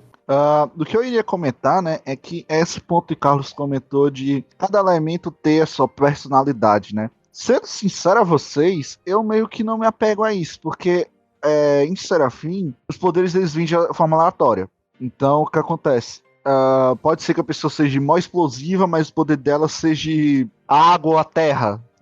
Na nossa cabeça, né? Quando a gente pensa em encaixar elementos, as pessoas devem ser mais estáveis, devem ser mais maduras emocionalmente. Da mesma maneira que o do tipo raio pode não ser aquele cara meio ligado, pode ser esse tipo, de novo, citando One Piece, tipo Kizaru da luz. O Kizaru é aquele personagem maravilhoso. O contraste dele entre o poder e a personalidade eu acho muito interessante. Eu não miro isso em Serafim, isso é meio que aleatório, literalmente. É um ponto que o Carlos comentou que realmente muitas obras elas se propõem a fazer isso quando você vê, né? Você vê que alguns personagens eles obedecem essa regra, mas já outros eles fogem completamente. E aí você fica, é intencional ou o autor errou? Como o Carlos disse, né? Se você seguir a rota elemental, né? Se você quiser seguir o elemento e personalidade, você meio que tem que seguir esse caminho, né? Até o fim. Mas se você quiser ir no aleatório... Uma coisa que eu peguei do Avatar, o Celestial, Brander, o Terlanjang, etc. É o conceito dos 4 elementos, que água, terra, fogo e ar, o contexto, digamos, ocidental, sem ser o chinês. O conceito deles e tentar meio que ramificar a ideia por trás, porque o próprio Avatar já faz isso. Mas pra não ficar, tipo, alguma coisa tão crua. Tipo, o fogo não é exatamente fogo. Fogo é mais próximo à interpretação que a gente tem. Mas o fogo em si é energia, digamos assim. Ar não é bem ar, é espírito. Terra seria mais um isolante, algo que prende a pessoa. Deve ter um termo técnico, parece que não sei. Água seria exatamente isso acho que foi o Carlos ou o Matheus que falou, de fluidez do corpo, etc. Então, tem esses 4 aspectos tem aspectos intermediários entre eles, e isso que torna a magia mais ramificável, resumindo. Assim, estamos falando do Oda, né? E aí o Oda é um caso que eu fico sempre na dúvida, eu converso com outras pessoas. O hack. Aquilo ali, tem gente que defende, eu tô meio pra inclinar desse, que aquilo ali foi em algum momento que ele chegou à conclusão de que ele precisava inventar algum gatilho pra poder dar um paramécia, condições de enfrentar um... Pra Zoria. Isso. Porque ele viu que não dava, né? Funcionou com o Enel, né? Borracha, trovão, mas com os outros não funcionaria. Então ele... Isso que eu tô te falando, assim. A obra é livre, o cara faz o que quiser, mas tem que tomar cuidado que eu não gosto muito desses gatilhos, desses penduricalhos. Me parece um penduricalho, né? Acontece quando a obra é muito grande, pelo que devo perceber assim. É impossível a gente ter uma noção completa da obra como um todo quando ela é muito grande. Tá, não é, mas tem obra que pecou até mais do que ele, né? Ele fez uma adição, né? Ele apresentou uma coisa nova ali. Mas pra mim me pareceu mais pra tentar responder essa dificuldade. Mas, por exemplo, o Kishimoto, ele cometeu um deslize. Eu sempre falo pra galera, assim, na própria explicação do que seria o chakra. Há um deslize muito grande. Aí, de repente, ele me aparece com o lance da árvore. Quem leu sabe do que eu tô falando. Não tinha menção nenhuma daquilo no início, né? Quem leu desde o início sabe do que eu tô falando. A explicação, então, por exemplo, que o Kakashi dá pros alunos dele lá, o time 7, não era aquilo. Na verdade, era uma árvore, e aí você tem todo o lance lá da coelhinha, né? Vamos colocar dessa forma, que eu não consigo nem falar o nome da personagem. Aquela coisa estrovenga que ele inventou no final. Ele dá uma explicação inicial e depois ele desmonta totalmente essa explicação inicial. Quer dizer, isso que eu tô te falando, né? Que deixa, às vezes, o leitor meio perdido. É isso que eu tento evitar, né? Eu acho que das grandes coisas que o Oda criou em One Piece, das coisas realmente relevantes, o Haki é a única que ele não tinha ideia no início. Ele não tinha a mínima ideia de fazer o Haki. No episódio 4 que o Shanks afasta o cara lá, o monstro marinho. O Zoro fez isso com diversos adversários também no olhar, intenção, não tinha... Você pode dizer que é a intenção, agora você dizer que é o Haki, que o Oda tinha tudo planejado, cara, ele não tinha. Se ele fosse desde o início, ele teria usado o Haki de armamento ali mesmo contra o monstro, não teria perdido o braço. E você vai me dizer que o Shanks não sabia o que era o Haki naquela época. Ah, tá de sacanagem. Mas olha, gente, a obra é maravilhosa, tá? E encaixou bem, apesar de eu achar que foi feito depois, que eu acho que todo mundo tá meio concordando com isso, encaixou bem, tá? Ele deu sorte. Mas muitas das vezes não encaixa bem, aí fica uma coisa meio esquisita, entendeu? Esse que é o perigo que eu acho. Ele pensou, você vê que ele sentou e pensou, a minha opinião, você sentou e pensou, preciso ter algo, ele calculou direitinho, aí encaixa, entendeu? Mas você não vem me dizer que aquilo tá desde o início planejado, que eu não consigo acreditar nisso, entendeu?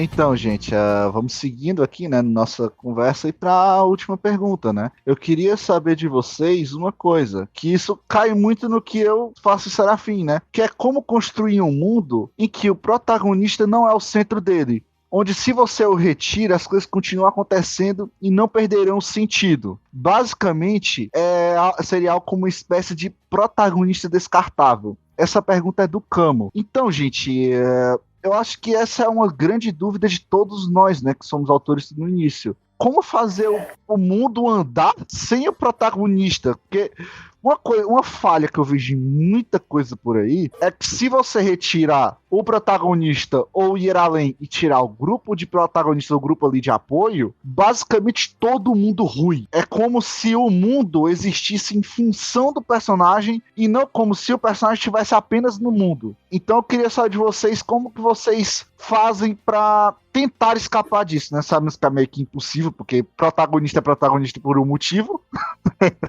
É o centro. Então, gente, eu queria saber como vocês fazem ao máximo para evitar essa dependência patológica do mundo com o protagonista. Bem simples. Faça toda a história que você tá criando ser induz pro mundo. Exatamente isso que eu fiz e deu certo, eu acho. Sutil. Então, Carlos, o que você tem a falar sobre isso? Rapaz, essa não é uma pergunta fácil de responder, não, porque a trama, o protagonista, a trama deve girar em torno do protagonista, mas o mundo não, né? Então acho que você saber diferenciar a trama, mundo. O que eu tô querendo dizer, por exemplo? O seu mundo, ele existe antes, durante e após o protagonista, né? Se você pensa nele como um ponto, né? Um ponto numa história, né? Por exemplo, eu vou pegar o caso da minha obra, né? O Kuroda, ele chega lá, ele não não é. O mundo continua, e inclusive o dos mods é esse. As coisas continuam quando ele vai embora. As coisas seguiam um fluxo antes dele chegar. Então o teu protagonista, ele tá presente naquele mundo em um determinado momento, né? E aí sim, eu acho interessante. Aí a trama vai girar em torno dele. Então eu não fico muito preocupado se o protagonista... o nome é isso, né? Protagonista é isso, a trama gira em torno do protagonista. Agora a trama, né? Agora, se você faz bem o mundo, constrói ele bem, o mundo vai ter a sua dinâmica. E aí vai ter aquele que você tá narrando aquele período que o protagonista tá inserido dentro dessa dinâmica, né? E aí ele pode causar mudanças nessa dinâmica, ele pode mudar totalmente essa dinâmica, mas ele pode ser um ponto de antes e depois dele, mas que as coisas existam, né? Não é fácil. Realmente isso aí é uma coisa que eu acho que é muito difícil, porque tem gente que exagera, né? Tem obra, por exemplo, e aí eu vou falar mal de algumas obras aí que a gente lê queridas, né? Vou pegar uma que nem é tão querida não, vou pegar uma obra de cultivo nem tão querida, que é o famoso Peerless Martial God, né? O Deus Marcial Inigualável. Lin Feng. Tão chato de galocha aquele personagem. Tudo gira em torno dele. Primeiro lugar que ele já tem ele é meio psicopata, né? Qualquer papo ele já tá matando. Tudo gira em torno dele, tudo é ele. Eu falo, gente, que coisa chata. Aí os personagens que aparecem, eles não têm densidade, porque não dá pra ter densidade, que tudo é Lin Feng, entendeu? Até as mulheres que vão sendo adicionadas no plantel dele, lá no arém dele, é tudo duas dimensões, ninguém consegue aprofundar. Então se você trabalha bem a tua trama, se você tem personagens secundários que são bem trabalhados, e eu acho isso interessante. Quem é que não tem uma obra que tem lá o protagonista, mas você gosta mais de um cara que não é o protagonista, o cara do segundo escalão? Já tem várias obras que é assim. Você tem um protagonista, não é que você não gosta do protagonista, você acaba tendo um personagem secundário que você gosta mais dele do que o do protagonista. Então quando você desenvolve bem isso tudo, eu acho que você consegue fugir dessa grande armadilha, né? Esse é um ponto que eu tive como base em Serafim. Sempre me incomodou, né? Você, por exemplo, vamos pegar as novas de cultivo de novo que você estava falando. Nós temos protagonistas que, por exemplo, nossa, ele tá miseravelmente precisando de dinheiro e de repente ele escuta no meio da estrada que vai ter um leilão. Curiosamente, ele tem algum item que pode ser vendido nesse leilão. Ou vice-versa, né? Ele precisa de um item lá muito raro e aí, misteriosamente ele encontra esse item no leilão. A obra dobra. Fica aquela coisa, não só isso, como, por exemplo, achados, né, lugares que ele vai, nossa, lugar impossível de se encontrar, acaba que o protagonista vai lá, gira uma rocha e, nossa, o novo portal tá aberto. São coisas que você diz, bom, se fosse qualquer pessoa aleatória, isso aconteceria? Eu posso dizer um sonoro não aconteceria. Isso sempre me incomodou, muito, né, as obras de cultivo, elas são, né, desse jeito. Então, quando Serafim surgiu, né, eu queria algo que fosse o exato oposto. Não é o exato oposto que não. Mas eu queria que fosse algo que fugisse disso. Pra vocês terem uma ideia, né, Serafim tem dois protagonistas. Nós temos o protagonista masculino, né, que é o Vitor Alencar. E nós temos a protagonista feminina, que é a Letícia Meirelles. Eles são casados, etc. O protagonista masculino, ele já tá há mais de 5 capítulos sem aparecer na obra. E a obra tem atualmente, no dia de gravação desse cast, 148 capítulos. Aí vocês tiram... eu tenho mais de 170 inscritos, né? Vocês tiram como que foi, né? Então, eu tirei o protagonista da obra por motivos que vocês vão ver, né? Se vocês lerem. Mas a obra continua seguindo seu fluxo. Continua seguindo seu fluxo, as pessoas vão fazendo suas coisas, vão fazendo suas tramas, indiferente do que o Vitor tá lá naquela câmara fazendo. Ou não podendo fazer nada, no caso. O mundo, ele continua sem ele. Da mesma maneira, o último volume, o volume que está sendo lançado agora, né? Que é o volume 5. A protagonista feminina, ela também não aparece. Ou seja, eu tenho um volume todo, mais de 50 mil palavras, onde nem o protagonista masculino, nem o protagonista feminino aparecem. Isso era o que eu queria, né? Isso, e é como o Carlos estava falando. Isso, você não se prender ao protagonista, você abre espaço para os secundários brilharem, né? Faz um bom time, né? De gente secundária. Você vai cativar, né?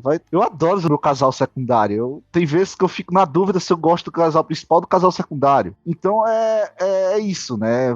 Tentar não fazer... Se você realmente, né, seguir esse caminho, tentar não fazer parecer tão na cara, como eu tava falando. O protagonista precisa de um item, aí do nada, assim, nunca ter citado, ele descobre que tem um leilão na cidade vizinha e tem o item que ele quer. Ou então que ele precisa de dinheiro, ele encontrou uma pepita de ouro, que na verdade não é ouro, pepita celestial de prata do além, e aí ele consegue vender por um preço exorbitante. pelo amor do que vocês acreditam, escapar deste treco. Porque, gente do céu, é chato. Uma coisa que tá me ajudando a fazer isso no... Não é bem pra aprofundar, mas pra ramificar o EO2. É fazer capítulo extra. Capítulo aqueles ponto 5 da vida. Contando justamente a história do que tá acontecendo com personagens que não estão no foco da trama. Como, por exemplo, o Fiel Lestrade. Que ele apareceu um arco e lá, tá, eu tenho que fazer... O Lestrade tem que fazer uma coisa, que tava a serviço de algo. Conduzir uma escolta de um determinado item. E tá, passou o arco que ele teve lá com a Watch, pronto. Ele continua a vida.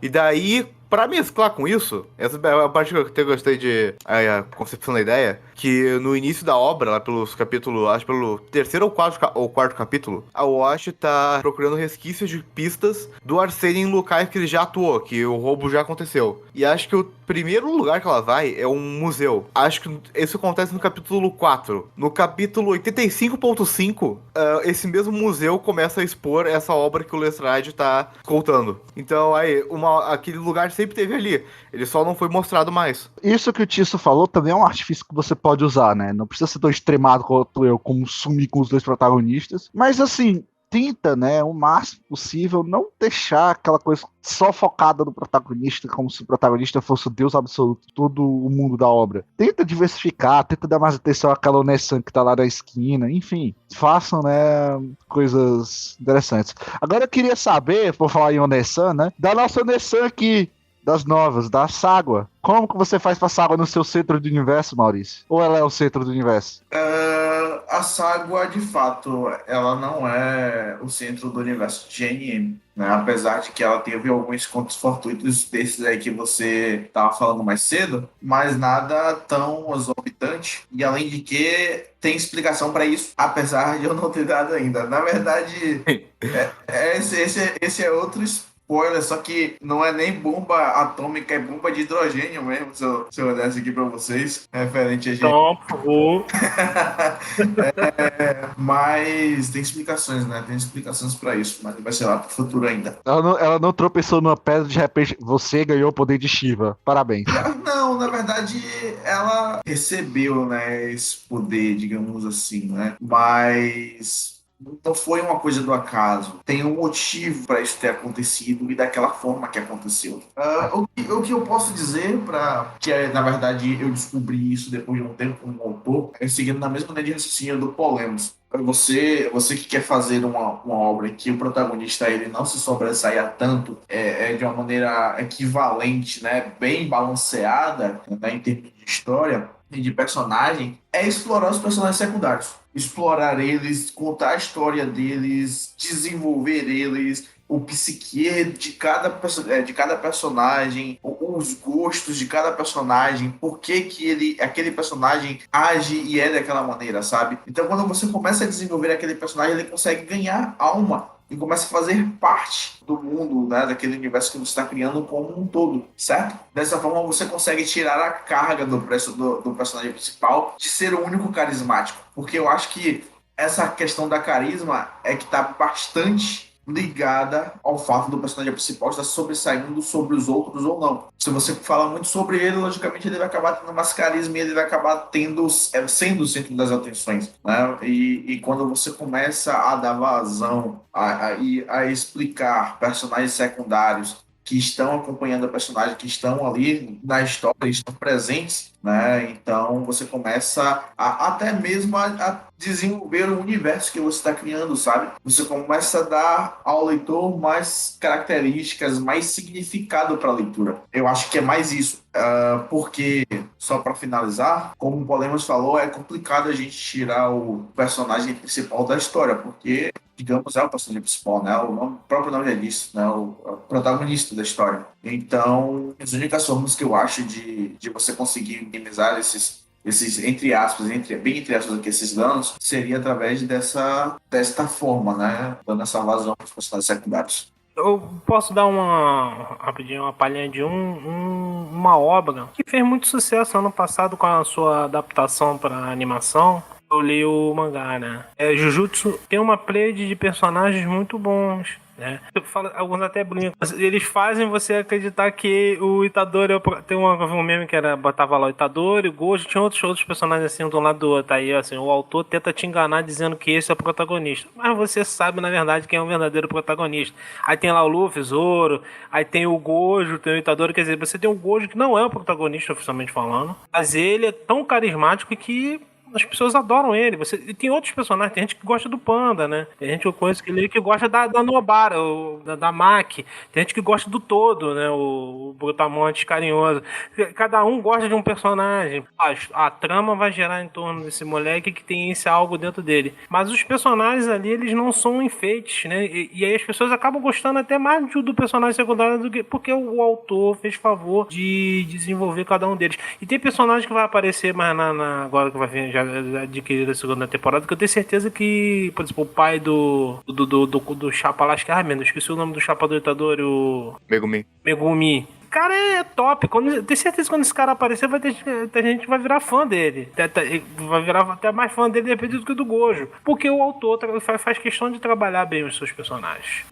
Entendeu? Então isso enriquece a obra, cara. Aí você não corre esse risco de o mundo não gira em torno do protagonista, não. Ele é a chave, ele é a peça principal da trama, mas ele não é a única peça. Se você for parar pra ver GNM, a galera curte bastante a Yumi. Eu já te falei que o Scar pra mim é meu preferido, né? Então, é isso que eu tô te falando, né? Assim como também Evalon, meu preferido o Tício já sabe quem é minha preferida, né? É o Varys.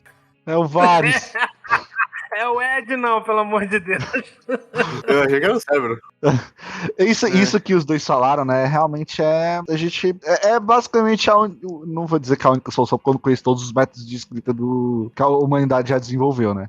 Mas é um método bem eficaz de você, como o Maurício falou, né? De tirar a carga do protagonista. Desenvolver os personagens secundários, né? É sim uma forma bem eficaz de você tirar o mundo da mão do protagonista. Eu compartilho essa visão. É tanto que eu faço isso, né?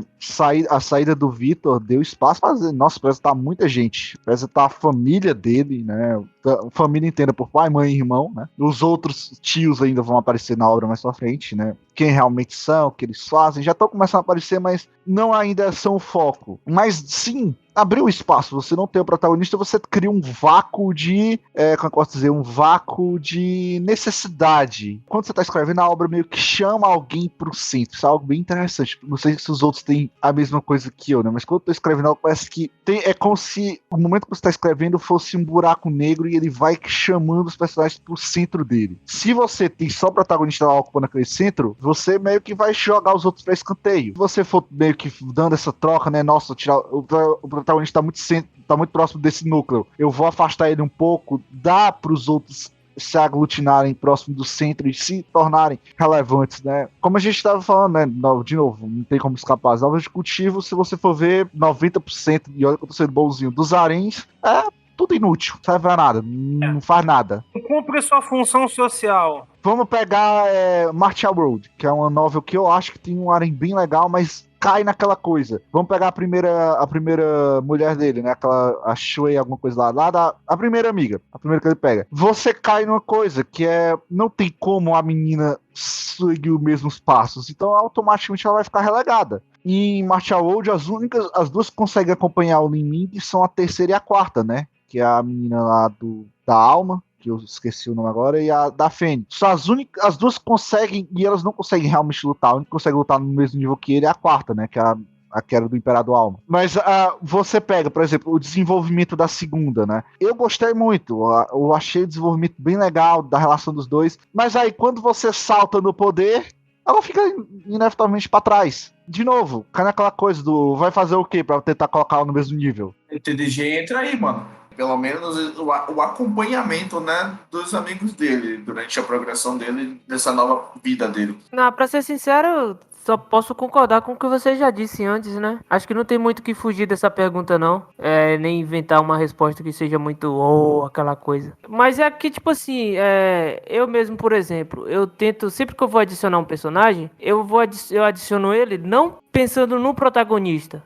eu sempre adiciono pensando na própria história dele. E é assim que eu faço pra criar, tipo, os secundários, criar às vezes os personagens que vai aparecer ali em um momento ou dois, mas ele só não vai aparecer ali. Eu tento sempre trazer algo, uma bagagem pra história, pro mundo em si. E eu acho que, pra você criar um mundo assim, eu acho que parte disso, você construir seus personagens secundários, suas histórias secundárias, né, suas tramas secundárias, não só a trama, se prender muito na trama do protagonista. Porque senão fica aquela coisa chata, às vezes enjoativa, você meio que já sabe o que vai acontecer, você sabe que o personagem vai tirar algum poder, vai tirar alguma carta da manga. Nunca é uma carta da manga, às vezes, tirado por um personagem que tá próximo dele, um personagem que você não espera. Tipo, às vezes é bom, tipo, você tem um momento que você, até eu mesmo, tipo, essas histórias, tem hora que eu espero que o protagonista venha e resolva. Mas também, às vezes, é bom ter aquela quebra de expectativa. Tipo, de você ter uma solução ou aparecer um personagem que seja tão empolgante como é o protagonista. E você torcer por eles da mesma forma que você torce pelo protagonista. Sempre que for adicionar um personagem, trazer um personagem com bagagem. Um personagem com uma história. E não um personagem que vai estar ali só pra enfeitar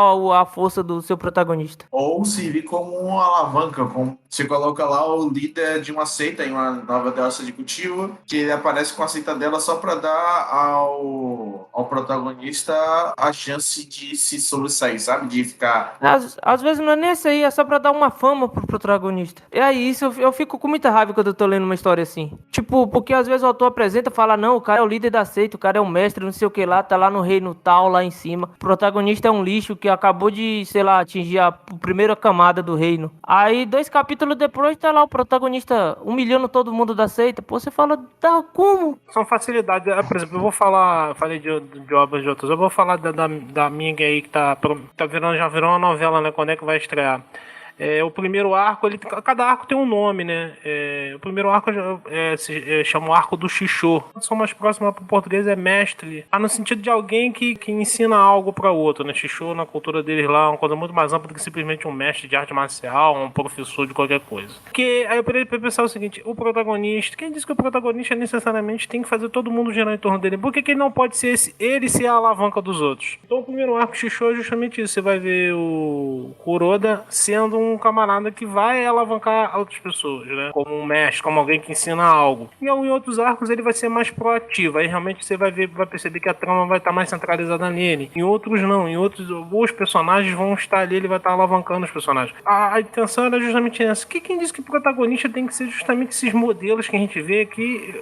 Sinceramente, não é só falta criatividade. É um negócio que você já sabe pra onde vai.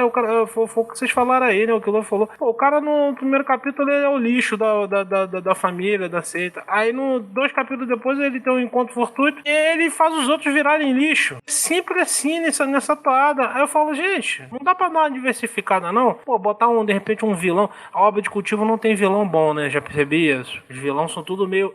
vilão bom, um camarada que... Pô, sempre...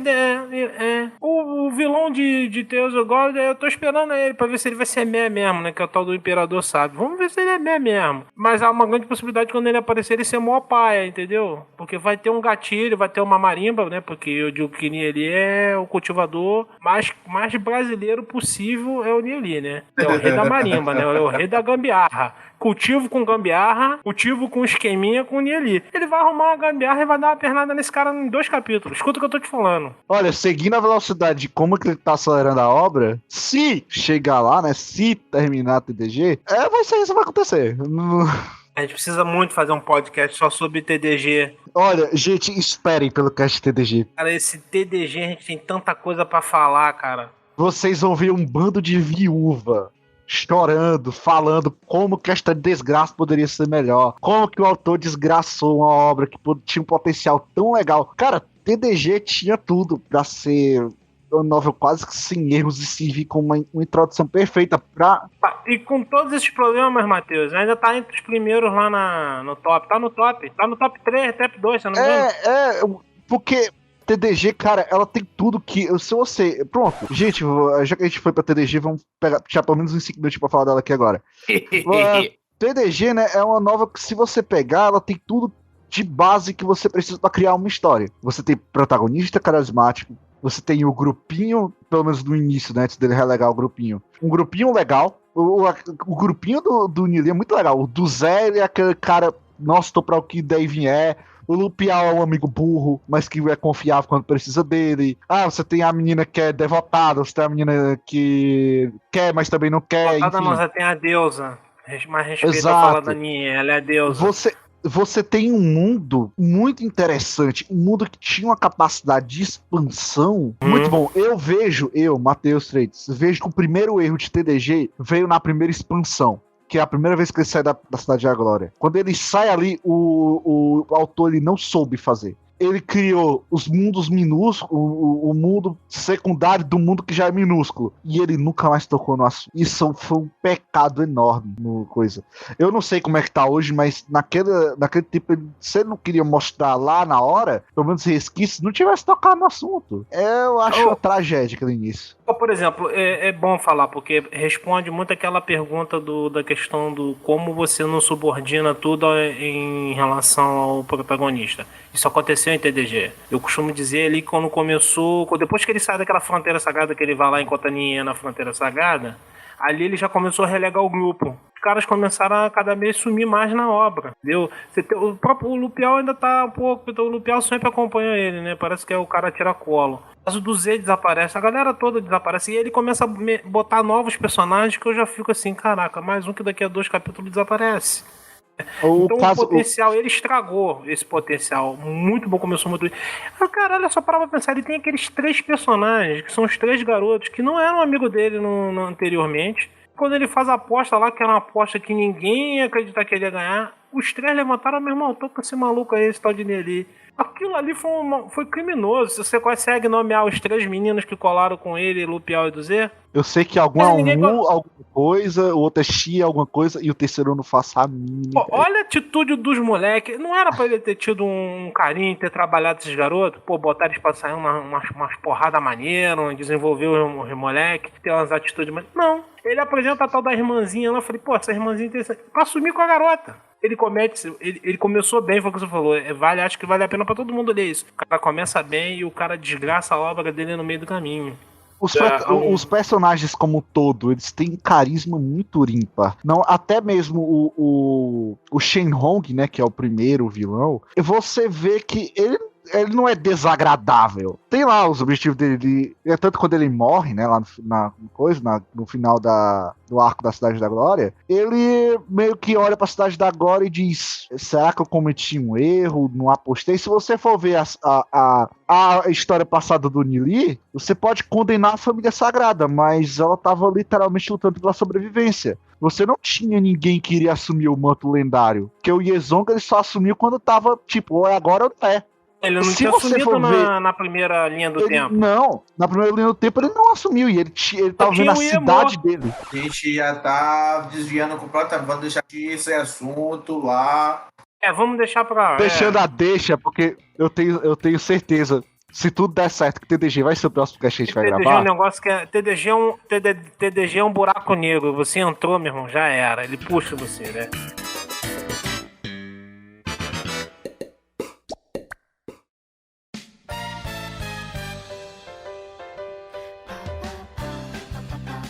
Então, gente, olha, eu queria perguntar a vocês, né, final, já tá com mais de 2 horas de gravação. Antes da gente terminar, peraí, antes da gente terminar, deixa eu fazer uma pergunta aqui pra vocês, uma dúvida minha. Como e o que vocês consideram um protagonista carismático? Como que vocês fazem pra criar, não só protagonista, mas um personagem carismático? Eu sou adepto da filosofia de quanto mais defeito o personagem tem, melhor. Não, mas pensa comigo. Já estamos One Piece nessa porra, vamos sair de novo. O Sop, o cara, ele é muito fraco em comparação com todo mundo, mas ele é foda. E acerta previsões. Vamos lá, respondendo a sua pergunta. Eu acho que você criando o personagem, mostrando quem ele é, mostrando que ele tem alma, eu acho que você consegue passar bem o carisma, porque o carisma não é só positivo, né? A gente tem o carisma negativo, também, que é aquela pessoa que atrai ódio. Em Serafim ainda, eu acho, creio eu, que não tem aquela pessoa que você atrai o ódio. Pode aparecer uma agora, né? A história da Bruna e tudo mais. Pode ser realmente que nós temos aquela pessoa que atrai o ódio da maneira que ela é feita, né? Ela atrai o ódio. Mas se eu tivesse que colocar uma receita, você deve fazer isso pra poder fazer isso. Cara, eu não tenho exatamente. Eu tento deixar os personagens mais reais, né? Mais próximos da gente. Como como a gente vive, né? Por exemplo, o pai do protagonista que o Carlos diz que ele, na verdade, é o protagonista oculto da obra. Eu fiz ele, o Carlos disse que ele tinha uma presença magnífica. Eu juro pra vocês que eu não tinha realmente nenhum planejamento pra arrumar assim, tá ligado? Dizer, não, eu quero que o protagonista tenha esse tipo de carisma. Eu acho que quando você tenta fazer algo com um objetivo certeiro, você pode acertar tudo, menos o objetivo certeiro. Você pode fazer como...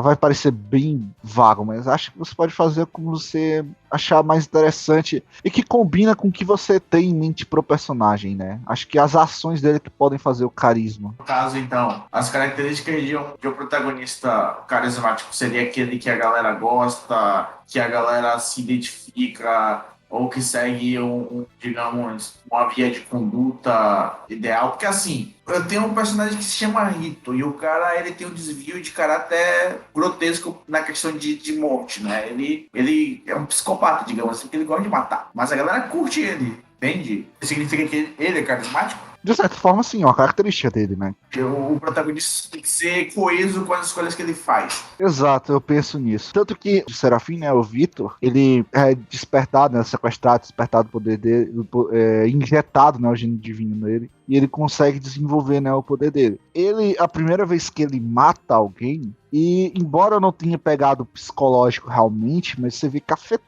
tanto ele quanto o irmão, né, que o Wilson, que ele é um general de exército, né, ele tava comandando um purgo, né, capturou uns terroristas lá e disse, olha, eles são terroristas, não tem lei que os proteja, tudo mais, então tá aqui, vocês vão fazer isso agora, já que vocês vão seguir nessa vida. E é isso, eu acho que, porque não tem nada 100% bom nem 100% ruim, né? A gente vive em zonas cinzentas, então você querer taxar o carisma como uma pessoa sendo boa ou ruim, eu acho que cai num erro, não sei se os outros concordam comigo. Eu entendo. É que nem aquele filme 11 Homens e um Segredo, que os caras é ladrão e você tá torcendo por eles. Como tudo, né, na questão de escrita, não tem uma... essa fórmula aqui vai 100% dar certo. Não. Mas, por exemplo, você pode ter o cara que vai ser um protagonista que vai todo mundo admirar e ele é aquele cara mais certinho, porque ele representa valores como honra, luz, esperança, isso tudo é importante, sim. A gente gosta, por exemplo, de Harry Potter, a gente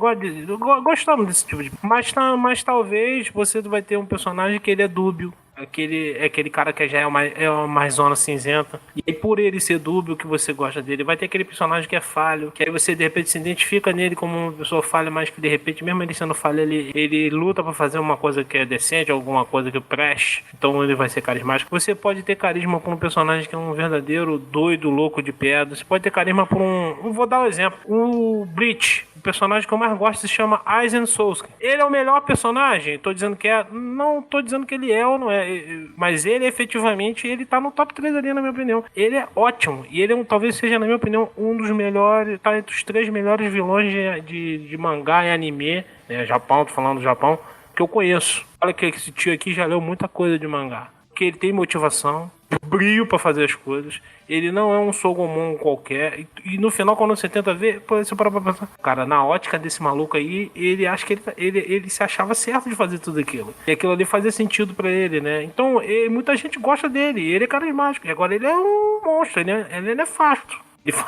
Ele não mede consequência pra atingir os objetivos dele. Meus 3 personagens favoritos, 2 são vilões e um é quase vilão, que é o Zaraki, o Kyoha e... O Zaraki é um cara, é um bom exemplo. Muita gente gosta do Kenpachi. O Kenpachi, você vai parar pra perceber, ele é um cara extremamente colérico e tal, mas ele não é. Mas ele tem valores bons também. Ele não gosta de covardia, ele não gosta. Então ele representa certos valores, assim, hombridade, né? Aquela coisa do guerreiro, ele tem isso. Tem o que é o contraponto em termos de inteligência do Aizen, que é o Urahara, que é um homem frio pra cacete também. Se for para quando você vê lá o final, quando encerra o arco do Aizen, eu falei, esse filho da puta planejou também meticulosamente também a parte dele. Então ele, só que como ele é bom, o outro é mau, e as pessoas esquecem isso, mas ele também é uma pessoa que calculista, coisa e tal. Então assim, isso eu acho interessante.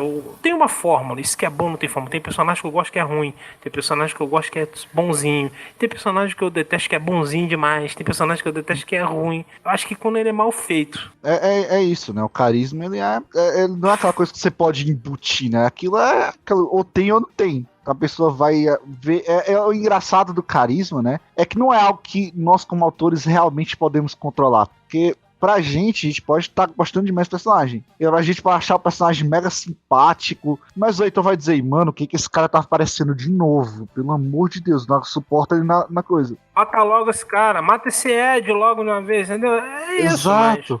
Mata esse Edward logo. É. Não suporta esse cara, fica falando de honra. Diabo de honra num mundo como esse. Eu não sei se isso aconteceu com você já, no KM, no livro 2, né? Logo no primeiro arco, tem um personagem e eu achei isso bizarro. Eu planejei, esse cara vai entrar aqui, eu vou contar rapidinho dele, mas porque ele precisa morrer. No segundo capítulo, no terceiro capítulo. Lá pro quinto ele deveria bater a bota no máximo. O cara não bateu a bota no quinto, não bateu a bota no sexto. E agora o desgraçado é co-protagonista.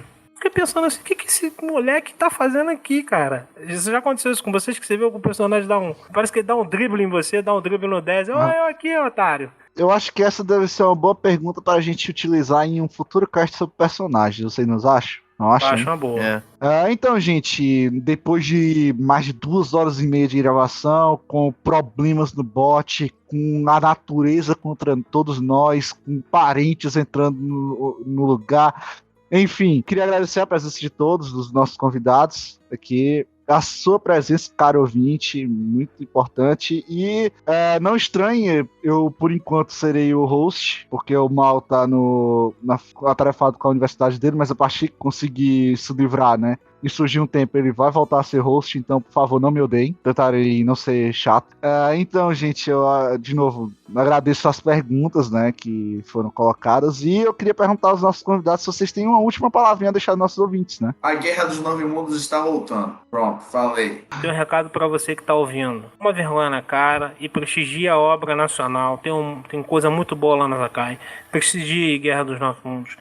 Prestigie Guerra das Relíquias. Prestigie Avalon e prestigie Serafim. Toma vergonha, tá em português, então você não tem desculpa de quem tá na tua língua natal. Então vamos lá, dá uma moral, entendeu? Já que a gente não vai ter capítulo de TDG até 2025, vai lá dar uma moral pra essas obras também. E eu quero aproveitar para colocar na mesa que os próximas 2 obras de Avalon já estão entrando em produção de lançamento, em parte. Produção de lançamento é estranho, mas vocês entenderam.